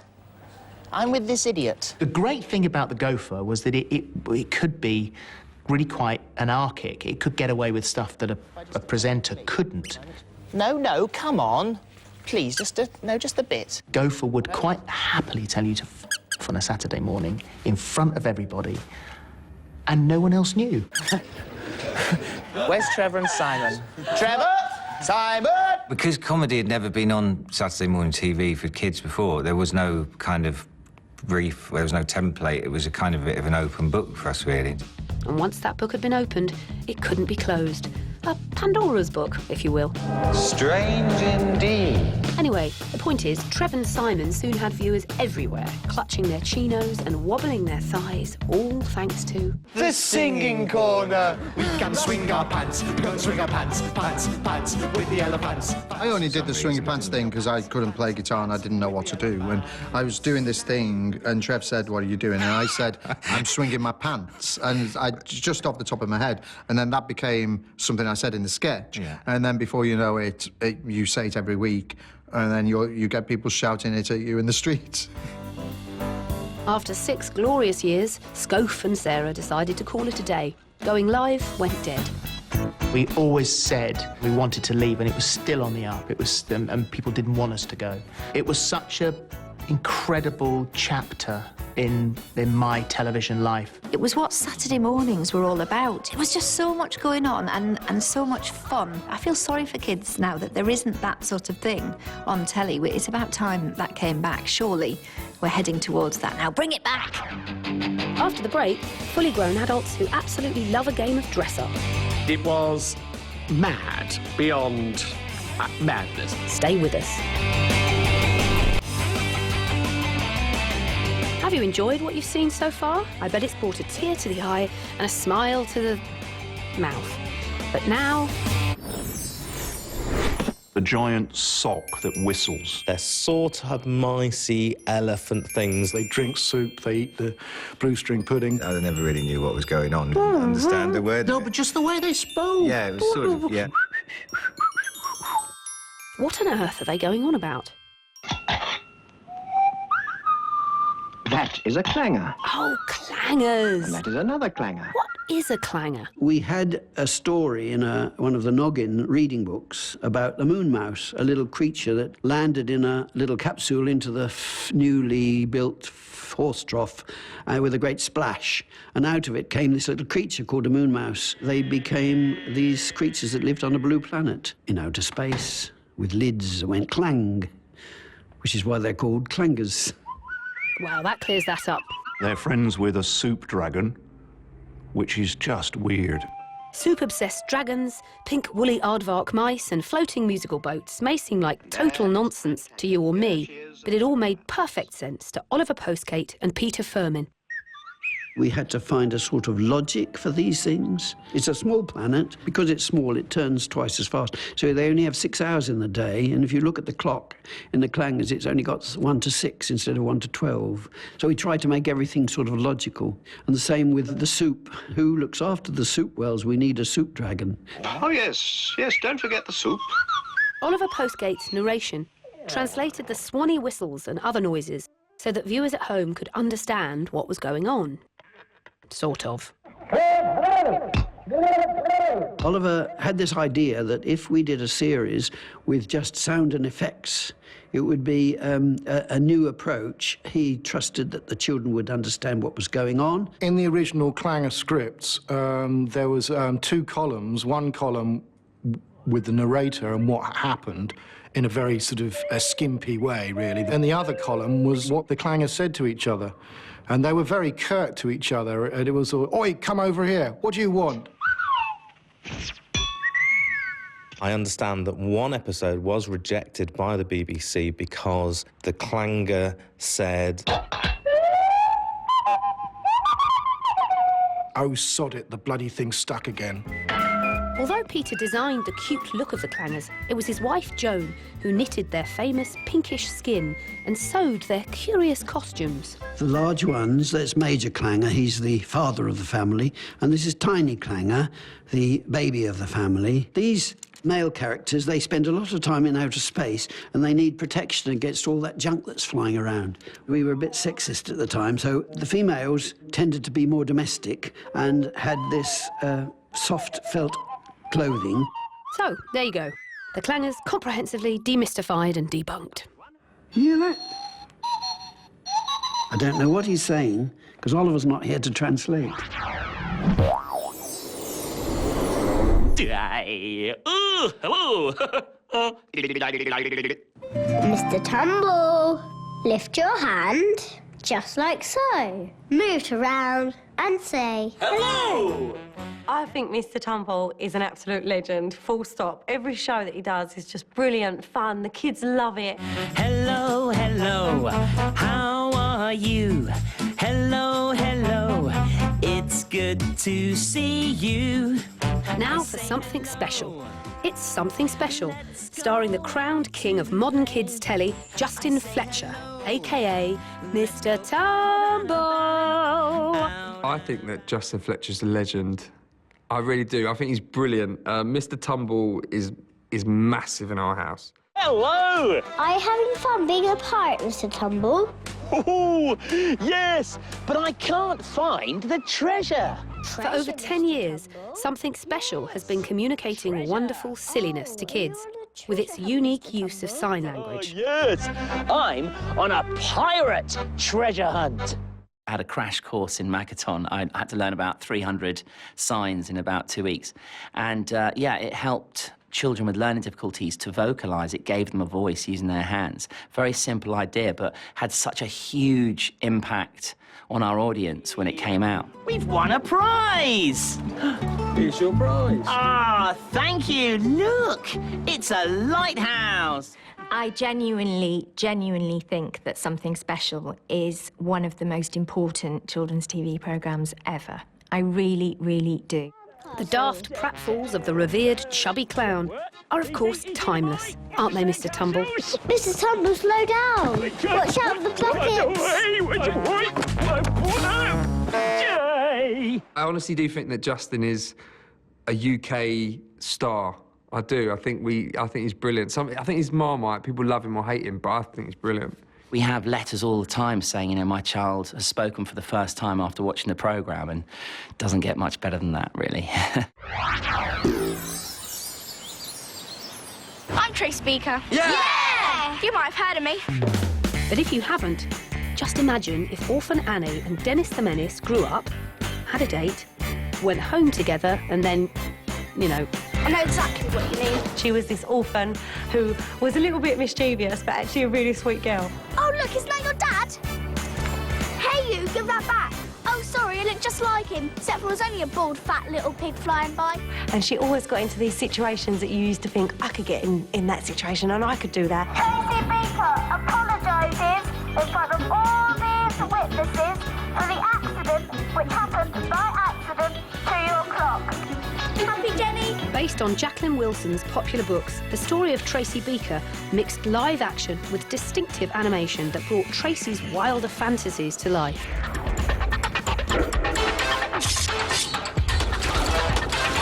And she looks just like the character in the book.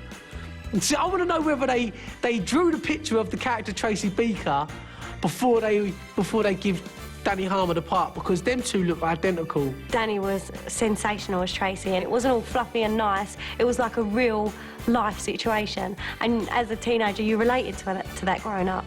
Ted and Julie only wanted me as a slave for their new baby, so I made them bring me back. Tracy Beaker come out, and it was like the first tomboy who didn't give a damn what people thought of her, and it was time for, you know, the Barbies to be put away and for the Tracy Beakers to come out.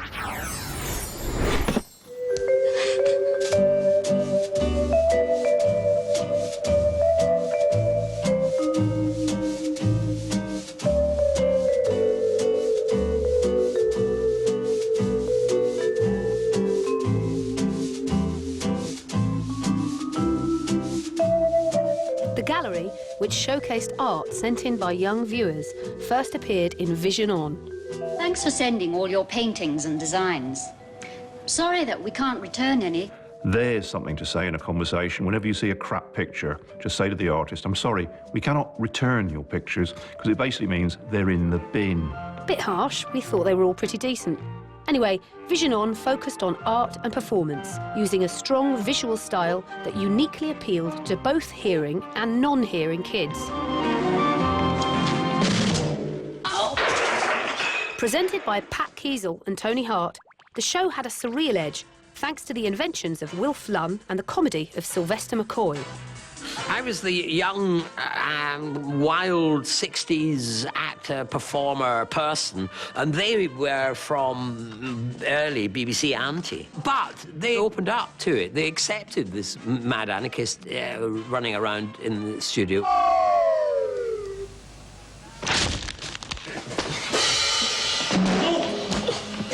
And Vision On made a star out of Tony Hart, in part thanks to his breathtaking large-scale artworks that usually looked a bit rubbish until the moment he finished. Genius. Tony's paintings, astonishing. He was like the Peter Cushing of art. He would do these line drawings. He had this amazing visual eye that he could paint something, draw something, create something that didn't look like anything. And he was doing it on ground level, not being able to see what was being filmed from above, but it was always absolutely perfect. It was just amazing, his visual magic. He taught the nation to paint and to draw. And he was so popular, so successful, in 1977 he was given his own TV series called Take Heart. Hello, Morph, still at it? And it was Take Heart that unleashed a hyperactive chunk of brownish plasticine called Morph, created by some upstart company called Aardman Animations. Morph is the greatest clay since Cassius. And he was kind of the foil to Tony Hart's character. He'd be doing all the naughty things. There you are. Now be careful with it. He didn't say anything, but he said so much with just his little grunts and squeaks and the way he moved his body. a bloop, bloop, and it... But yet, within it, you could make out fury, frustration, envy. That was television education at its best. Mr. Ben. Something peculiar about Mr. Ben. Mr. Ben is the most repeated BBC TV show of all time, more so than Fawlty Towers or Dad's Army. Here's the pitch. Suited and booted geezer leaves his house, walks to fancy dress shop, tries on a costume, has a wild adventure, and then changes back into his civvies. Now that's telly. Mr. Ben, best ever favourite TV programme. I loved it. That would be one I would sit there, my cup of tea and a biscuit and really enjoy. And again, it's like fancy world. He goes in, Mr. Ben, in his bowler hat, and then he comes out in this character and goes into a wild world or whatever. I loved it. I wanted a Mr. Everybody, a Mr. Anyone, so that it was possible to relate to him. Relate to him? This is a man who disappears via a fancy dress shop in London into darkest Africa, dressed as a big game hunter. Yeah, everyone can relate to that. Is Mr. Ben living a double life? Is he telling the missus that he's off to work, and actually he's just sort of arsing around for the rest of the day? Seeing Mr. Ben stripped down to his underwear and his bowler hat, and then coming out as an Indian.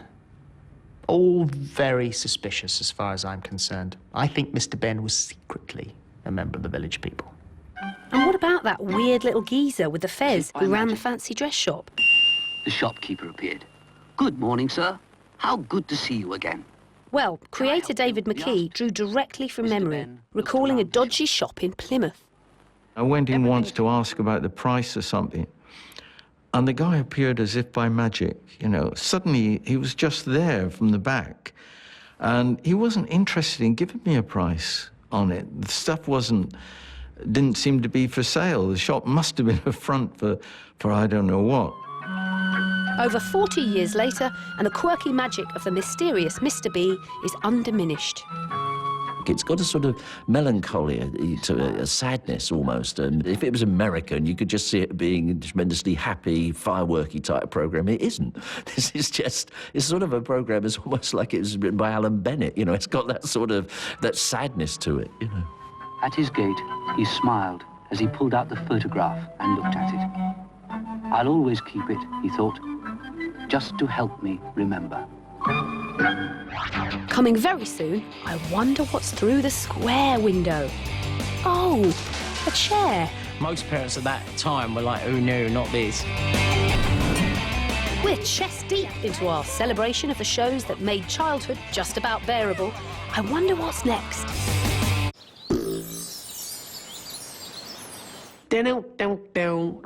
From Gripper and Tucker to McCluskey and Bronson to Teggs, Tigger and Togger, Grange Hill delivered 30 years of groundbreaking, gritty, realistic TV drama.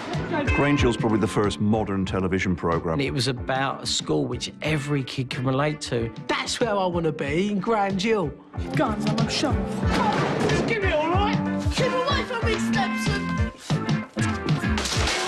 I was not allowed to watch it. I was told by my mum it was going to be a disruptive influence. Most parents at that time were like, oh no, not this. Ridiculous idea. It really genuinely portrayed how inner city schools were. So I think if you were a child who lived in an inner city, then you could probably identify with it. Danny, I think perhaps you ought to put that cigarette out before your sleeve catches fire.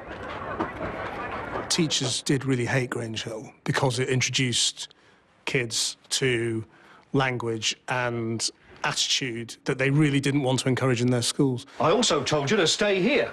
I know. I had to get out. Don't know how you stick it in this office. Go nutty in a place like this. If teachers hated it, kids loved it. Creator Phil Redmond and script editor Anthony Minghella smashed the boundaries of kids' telly, particularly in this unforgettable scene where Zammo lies prone after a drugs overdose. Either that or he just ate Rolly's last Rolo. I loved the characters. I was in love with Zammo, even when he was a smackhead, which is a slightly damning indictment of me as a child. All right. The Zamo character initially was like boy next door, a bit mischievous but likeable, and that was a character I really enjoyed playing. And then Anthony Minghella mentioned a drug storyline. That's when Zamo completely changed. Smack. That's another word for it. Smack.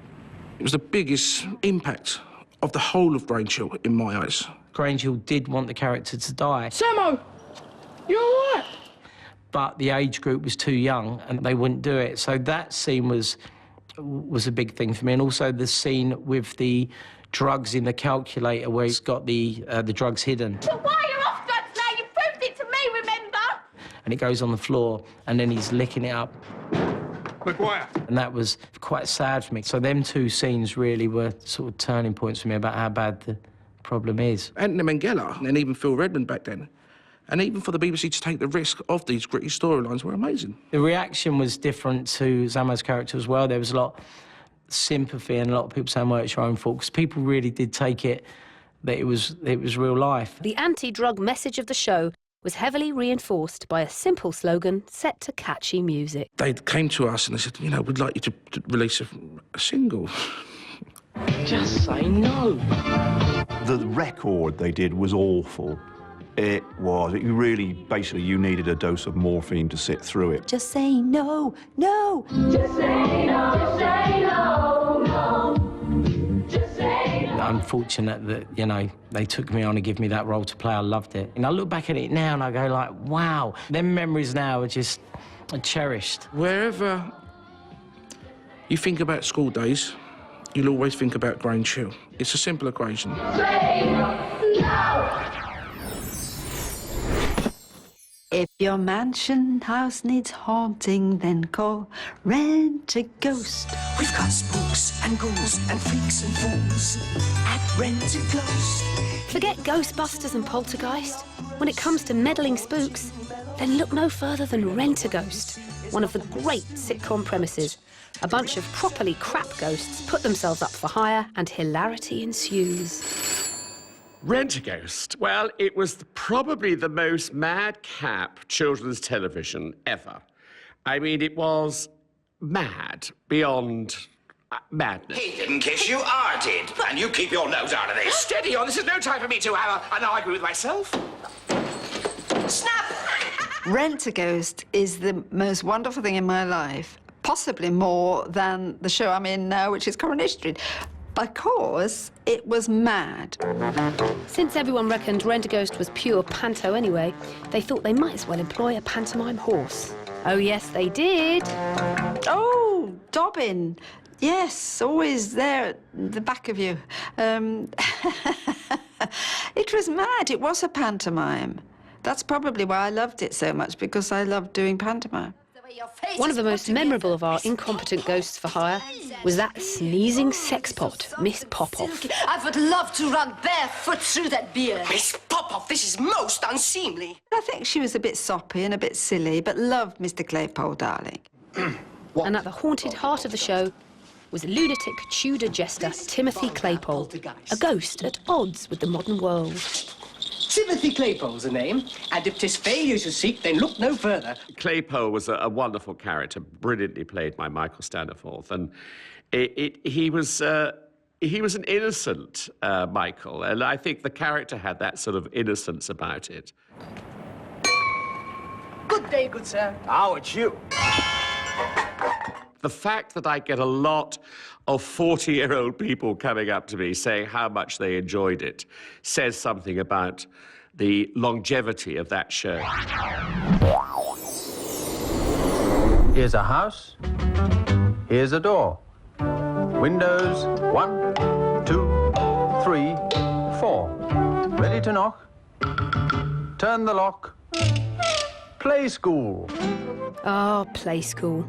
A toddler's paradise full of grown men and women acting the goat. For 24 years, it asked generations of kids to look through the most iconic windows in TV history. It's going to be through the round window today. Come and see. You could run a book on the windows, you know, but if you're in the know, you knew which window to be. See, if it was anything to do with outdoors, it was through the arch window. If it was anything to do with water, it was through the round window. And if it was anything to do with indoors, it was through the square window. And that was usually the rule. Of course, every child wished they had teachers who pratted about in terrible clothes, singing daft songs, Floella Benjamin accepted, naturally. Try making your arm into a swirling, curling snake. Somebody dropped out, I think, and I was dangling in the distance somewhere, and they thought I might be quite handy. So I went in quite early on. I think we'll look through the round one today because there's something rather special about the round one. It's going to be a sort of looking back window.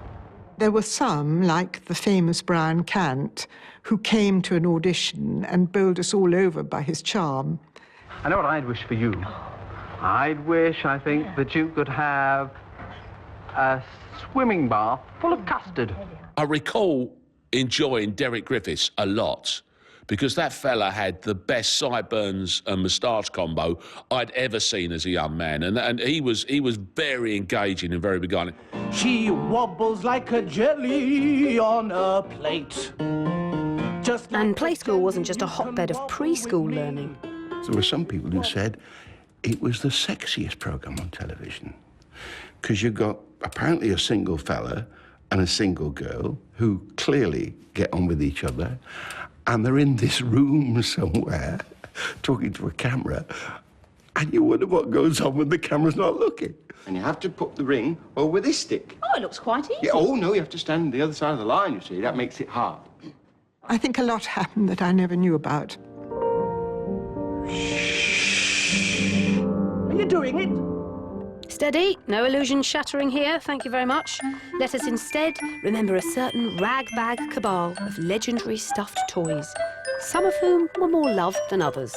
We were accused of using toys that were a bit grand. Amongst these grand toys, this teddy bear and this Humpty Dumpty and this rag doll, very distinguished, we had to introduce something less grand, and a really rather ugly little doll was found called Hamble. I think I called it Hamble because I thought it was close to humble. I loved Hamble. We used to call her the tart with a heart. And I liked Hamble because she got the rough end of the stick, you know. She looked punchable. She didn't look as if she'd retaliate. And in moments of stress and off camera, I would punch her. I used to drop kick little Ted through one of the windows as they said, that's a clear, boing. Those poor defenceless animals. Anyway, let's remember Play School one last time with a nice little sing-song. Goodbye, children.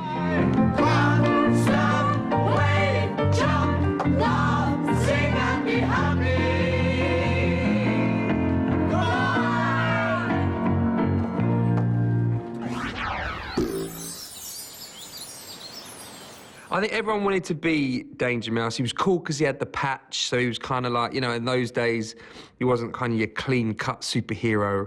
There was something different about Danger Mouse. Danger Mouse, Danger Mouse, Danger Mouse. What is it about vermin that makes for great kids' telly? I don't know. Basil Brush, Roland Rat, and a legendary one-eyed white rodent loosely based on 60s action hero Danger Man. We just stole the name, really. Danger Man, Danger Mouse just struck us as funny. Yes, Danger Mouse. To the downtrodden, a hero. To the evil, a ruthless enemy. Danger Mouse's trusted assistant, Ernest Penfold. Codename The Jigsaw. Because when he's faced with a problem, he goes to pieces. And when it came to the voiceover artists, well, this was the original dream team. Pre-Del Boy David Jason as the intrepid mouse himself. Chins up, Penfold. That's another successful mission over. The voices were perfect. David Jason as Danger Mouse, who is constantly saying, we'll go this way, you know, but he's a bit of a coward inside as well, you know. And of course, Terry Scott, off of Terry and June as the little hamster Penfold. Crumbs! What happened? He fell down that hole.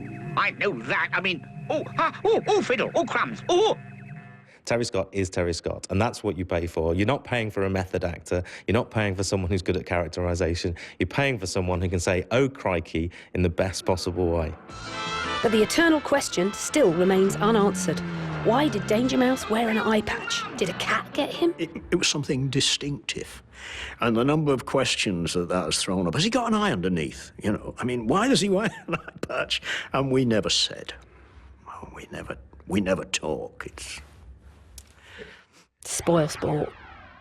And now it's war, famine, plague and toilet humour. The rest is history. Horrible history. Have you ever wondered if there was an alternative to wiping your bottom with your hand? Well, now there is. No, not that silly. You need to try new Sponge on a Stick. Horrible Histories is one of the only TV programmes that parents love as much as the children. And loads of adults say that they learn more watching Horrible Histories than they ever did in school. Gentlemen, we are facing a great war. War? Yes, war. Why? Why war?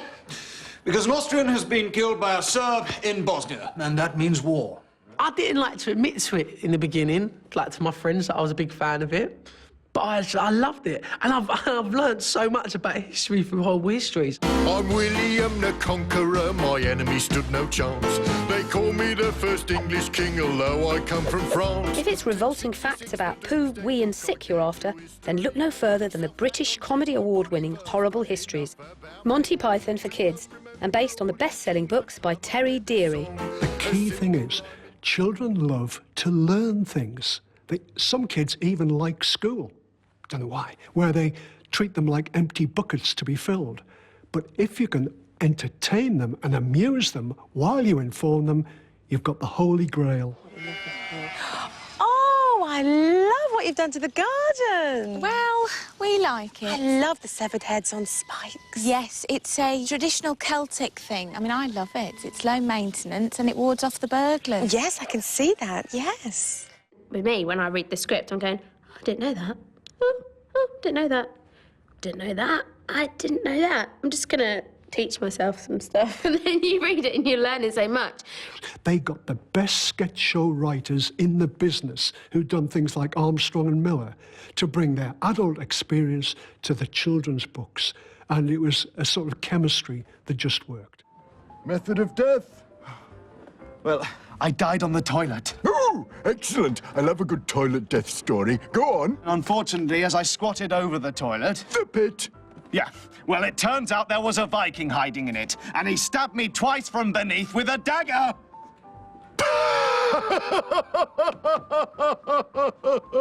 Right up the bum.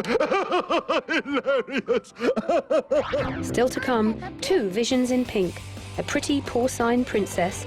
Have you been jumping in any muddy puddles? And a fabulously famous feline.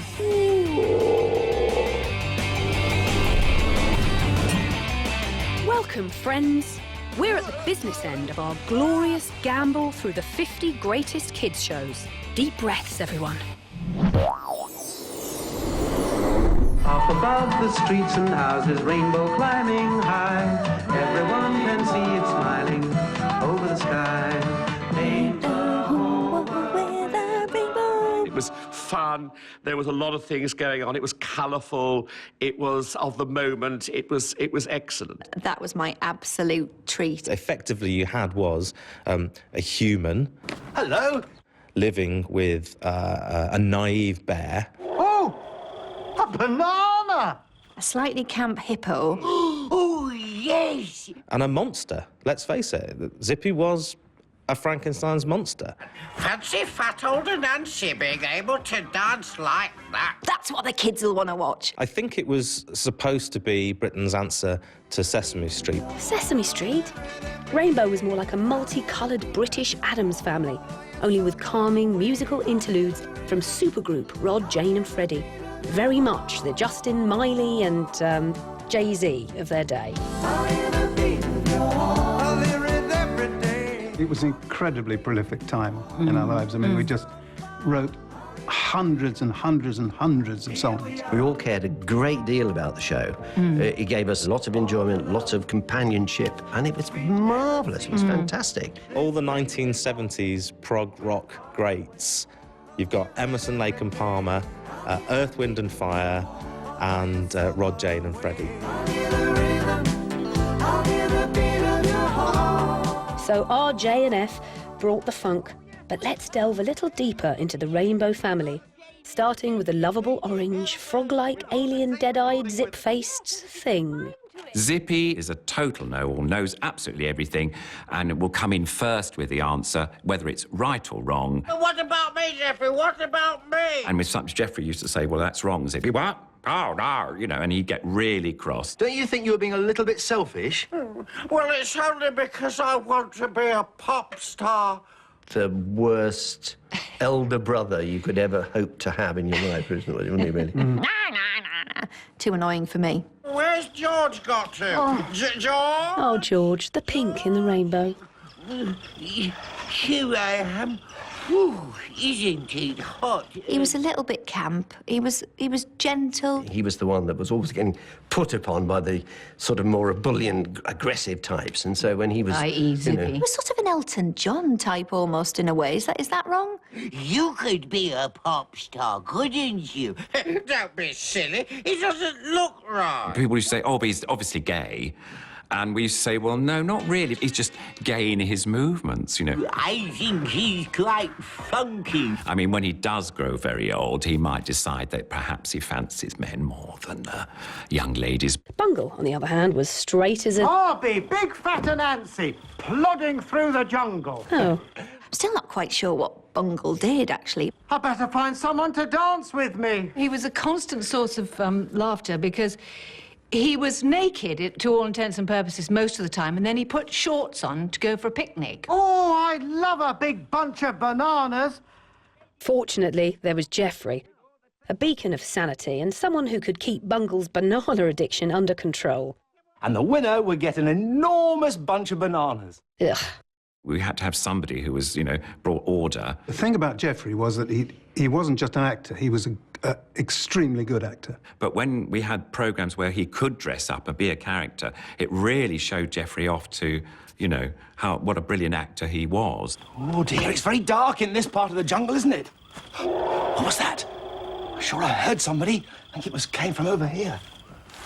What it created was an allegory for lesbian, gay, bisexual and transgender living. Yes, in the end, Rainbow was about the important things. Peace, music, love, sharing and bananas. We miss you guys. Goodbye. Bye-bye. Goodbye. It's one of those that you always think that a child might want a bit more than that, but they don't. They're so happy with that simple, ordinary, lovely little life that these pigs have got. Yes, it's everyone's favourite pink porcine princess. Oink, oink. I'm Peppa Pig. This is my little brother George. This is Mummy Pig. And this is Daddy Pig. Who would have thought that a cute, naively drawn little swine would bring home so much bacon? The global phenomenon that is Peppa Pig generates £200 million a year in the UK alone. Peppa Pig was amazing. It was like having a babysitter. You know, he would drive me mad, Hal. We'd be running, playing, painting on walls. You'd pull up him in front of the telly for Peppa Pig, and he could watch it for hours. Hours and hours and hours. At the porcine heart of the family is the long-suffering Mummy Pig, brought to anthropomorphic life by comedian Morwenna Banks.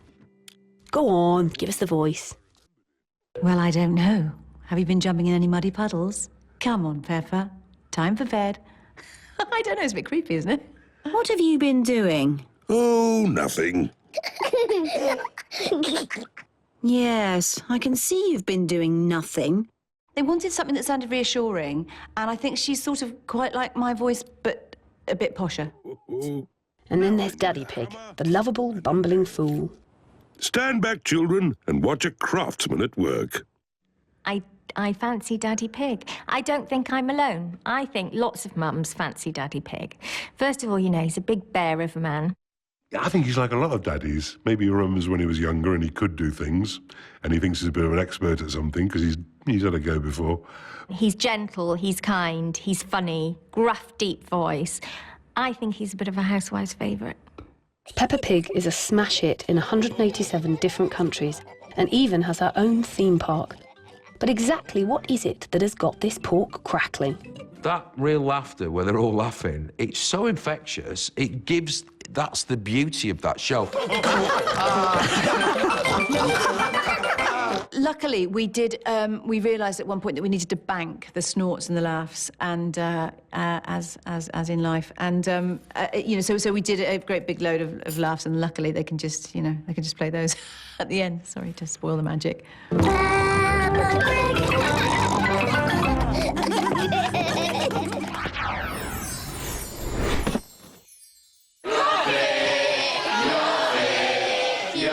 Poor Ant, being brutally humiliated by children there.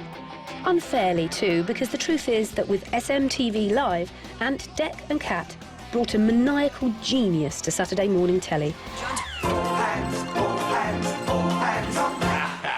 What a shame their careers never went anywhere. Love it, love it, love it, love it, love it, love it. The best TV show of all time for kids was SMTV. The BBC had dominated Saturday morning for such a long time with Live and Kicking and Going Live.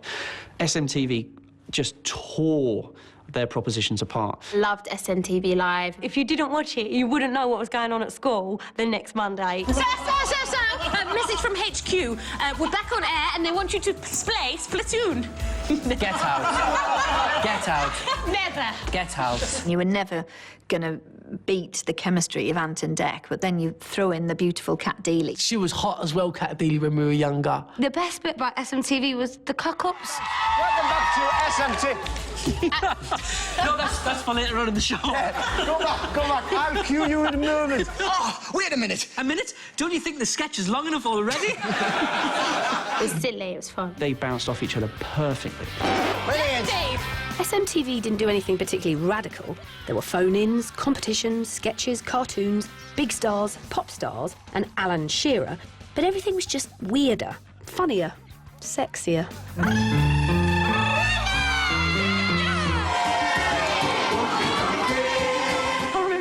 To Wonky Donkey and the camera just goes like this for about 5 minutes. Ah, Wonky Donkey was the best. Seconds, what is it?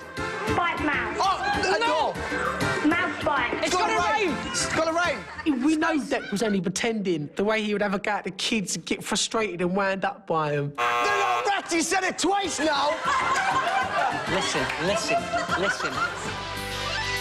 But the star-packed, standout segment of the show was spoof sitcom Chums, where the big question was, Dec and Cat, will they or won't they?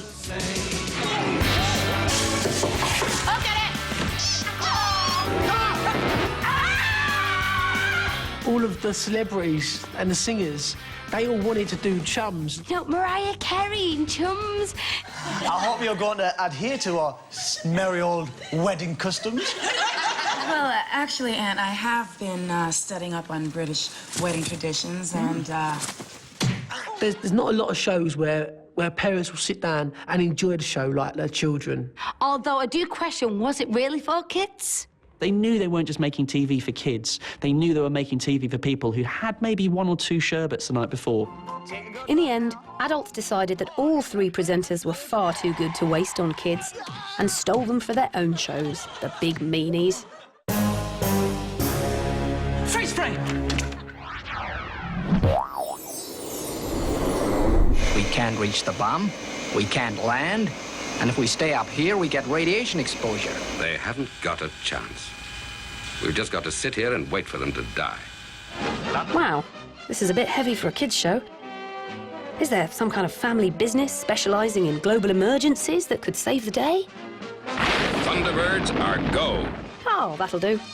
Yeah, I love Thunderbirds. Thunderbirds took engineering and imagined it at a very high level. If you look at the work of Jerry Anderson, Fireball XL5, Stingray, Joe 90, Captain Scarlet, marvellous stuff, but the one that stands head and shoulders above all of them is Thunderbirds. It was just brilliant. It was the first hour-long children's TV show. It was big, it was colourful, it was full of explosions. crash, bang, on a railway line, you know, in the air, bang, all that stuff. It was a family show because it was about a family, the Tracy family. But Jeff Tracy was an astronaut, and we assume he made millions from being an astronaut, and then for some reason just thought, I'm just going to spend all my money rescuing people. We've got a major rescue operation in hand. Welcome to the world of Super Marionation, which roughly means very good puppetry. Created by the husband and wife team of Jerry and Sylvia Anderson. Jerry was the businessman. He created the technical side of it, the crew. Sylvia's role was more in story and characterisation. Characters were always my thing. The audience had to believe in them. Beg pardon, milady, but the jink was drugged. Oh dear, how tiresome. It looks such a pretty porno, too.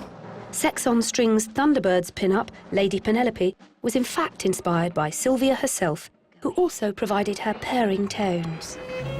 Darling, you look wonderful. Lady Penelope became me, and that's the thing that the press really loved. For a large proportion of the audience, Lady Penelope was the show's totty. Beware, you are dealing with desperate men.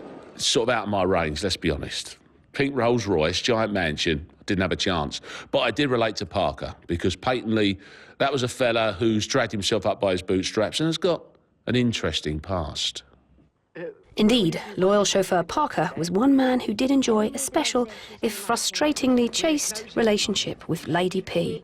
It was very deferential. I sometimes make fun, and I was sort of reached at the back of the car to adjust her ladyship's sort of posture, you know, and our strings slightly touched, and I felt a charge of electricity. But there was no funny business, hanky-panky.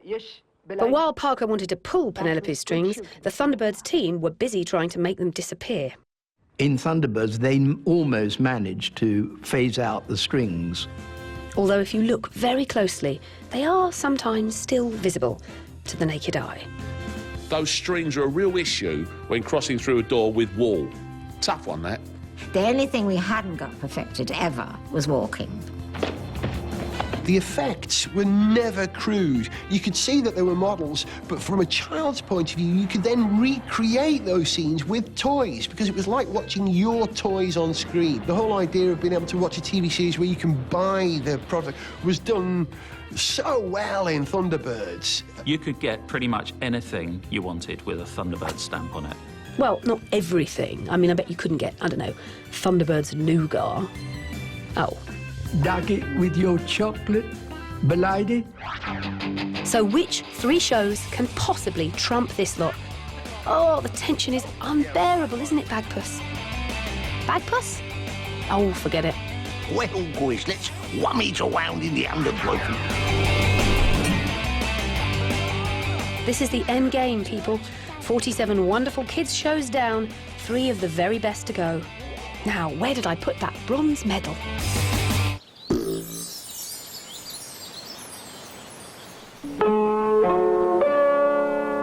He came out of my head as a character with visible thoughts. Cats usually sleep in shop windows, so need a shop.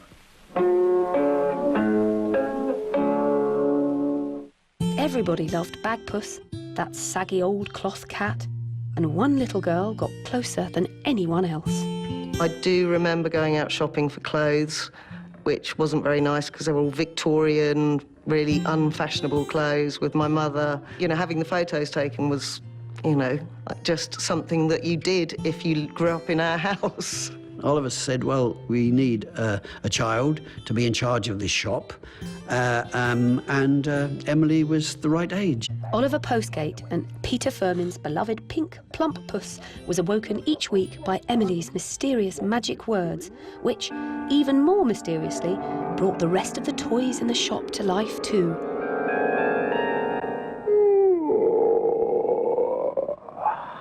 And Bagpuss was wide awake. And when Bagpuss wakes up, all his friends wake up too.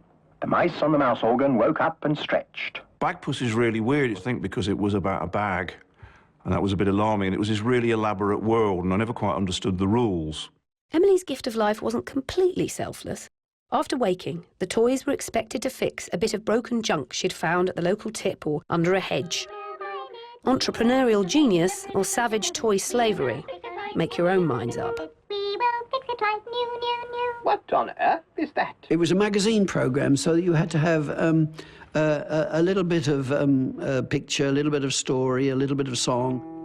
We are the mice that's us.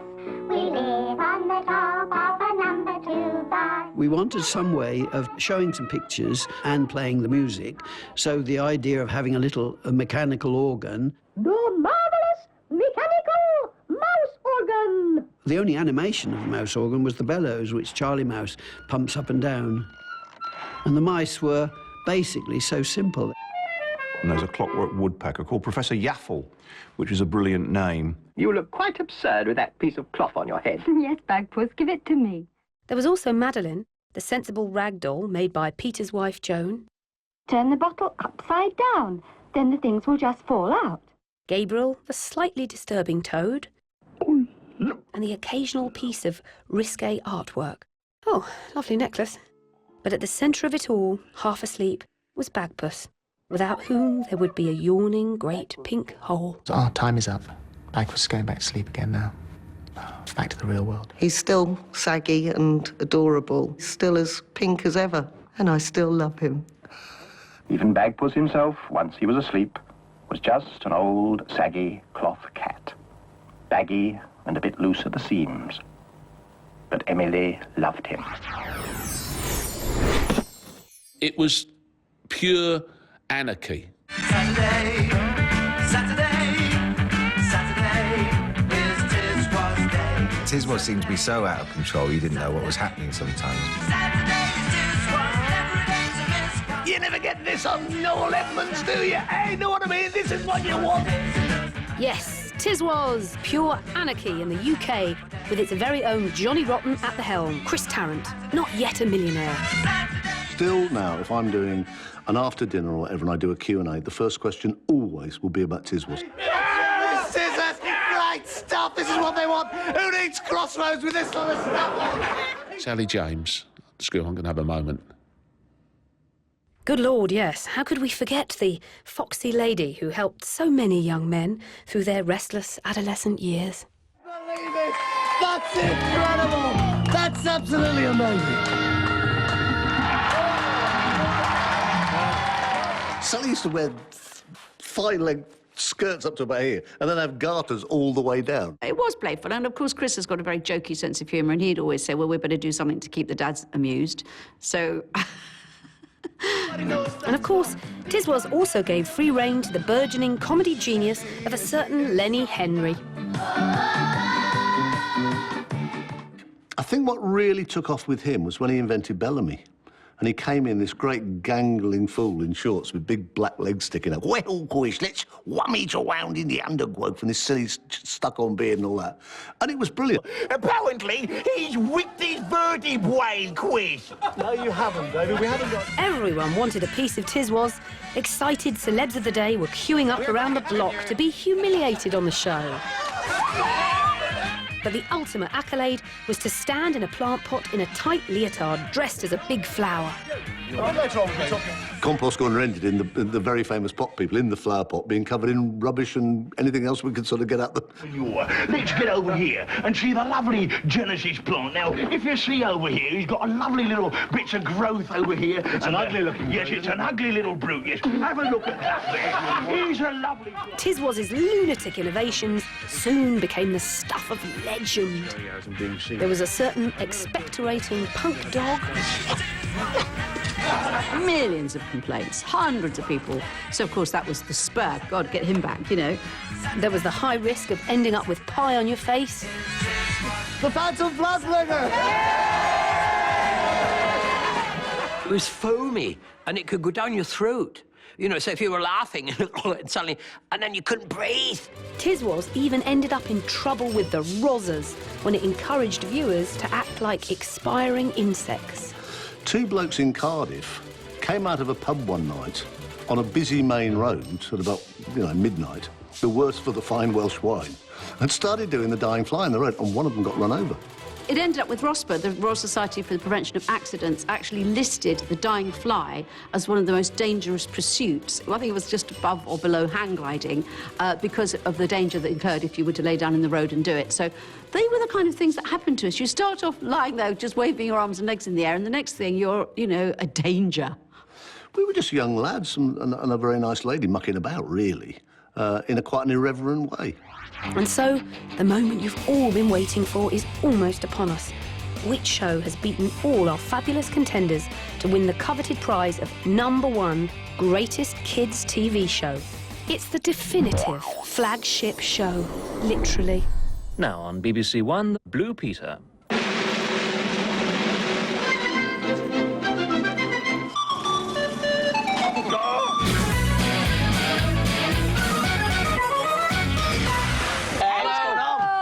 I was a Blue Peter girl. I loved me BBC Blue Peter, I did. It's almost impossible to judge the impact that Blue Peter has had on the population of the UK. Hello, and thank you very much indeed for all the marvellous birthday cards you've sent Jason for his 5th birthday. It was last Saturday, and altogether we've had about 144. It might sound like a character in a bad 70s porn film, but Blue Peter is the longest-running kids' TV show in the world. Starting out as a terribly posh and proper magazine show in 1958, it soon became a British institution.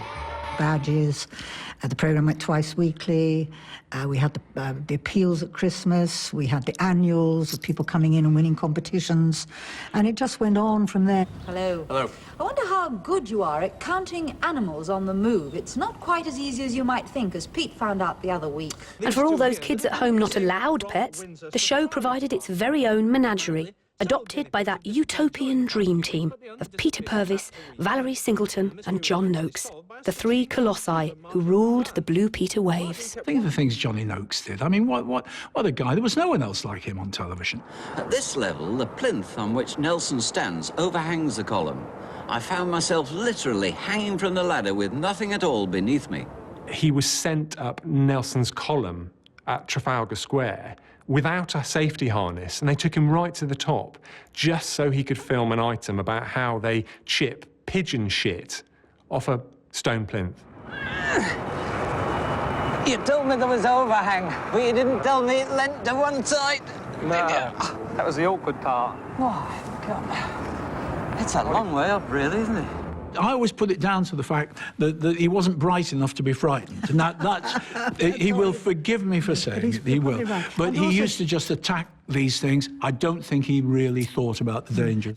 When the supergroup of Val, Pete and Johnny jumped ship to go solo with a bunch of new presenters, it was very much business as usual for Blue Peter.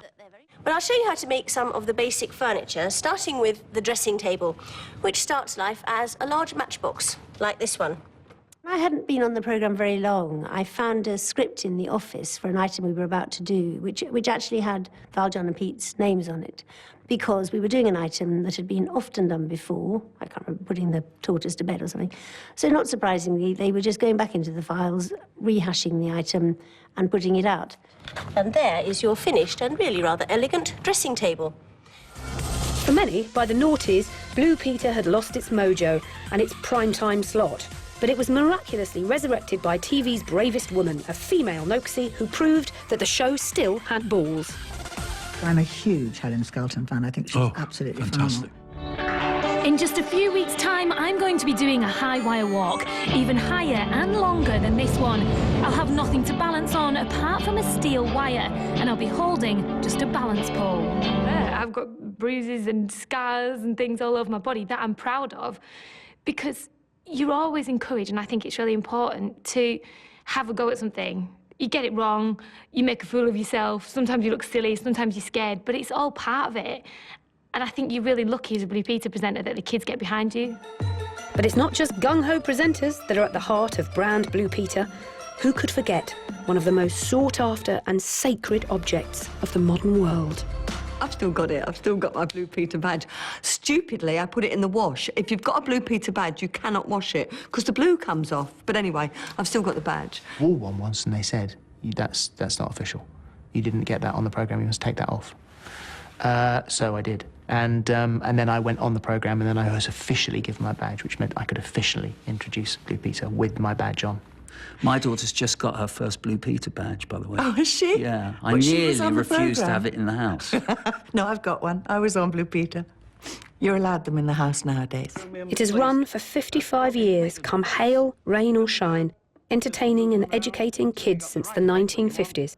That's a record even Coronation Street can't beat. We'll be back again on Thursday, and we'll be having Paddington Station here in the studio. And we'll be brushing up on our ping pong with some international players. So we'll see you on Thursday. Bye-bye. It's amazing how many people, you know, who come up and say, oh, you know, I grew up with my kids watching you on Blue Peter. And then they frighten you by saying, you know, they're in their late 40s now. How old does that make me feel? Thanks very much. And so, there you have it, the 50 greatest kids' TV shows, a big box of nostalgic chockies for all the family. Now, who can we get to sign us off? Bye-bye, everyone. Bye-bye. Perfect.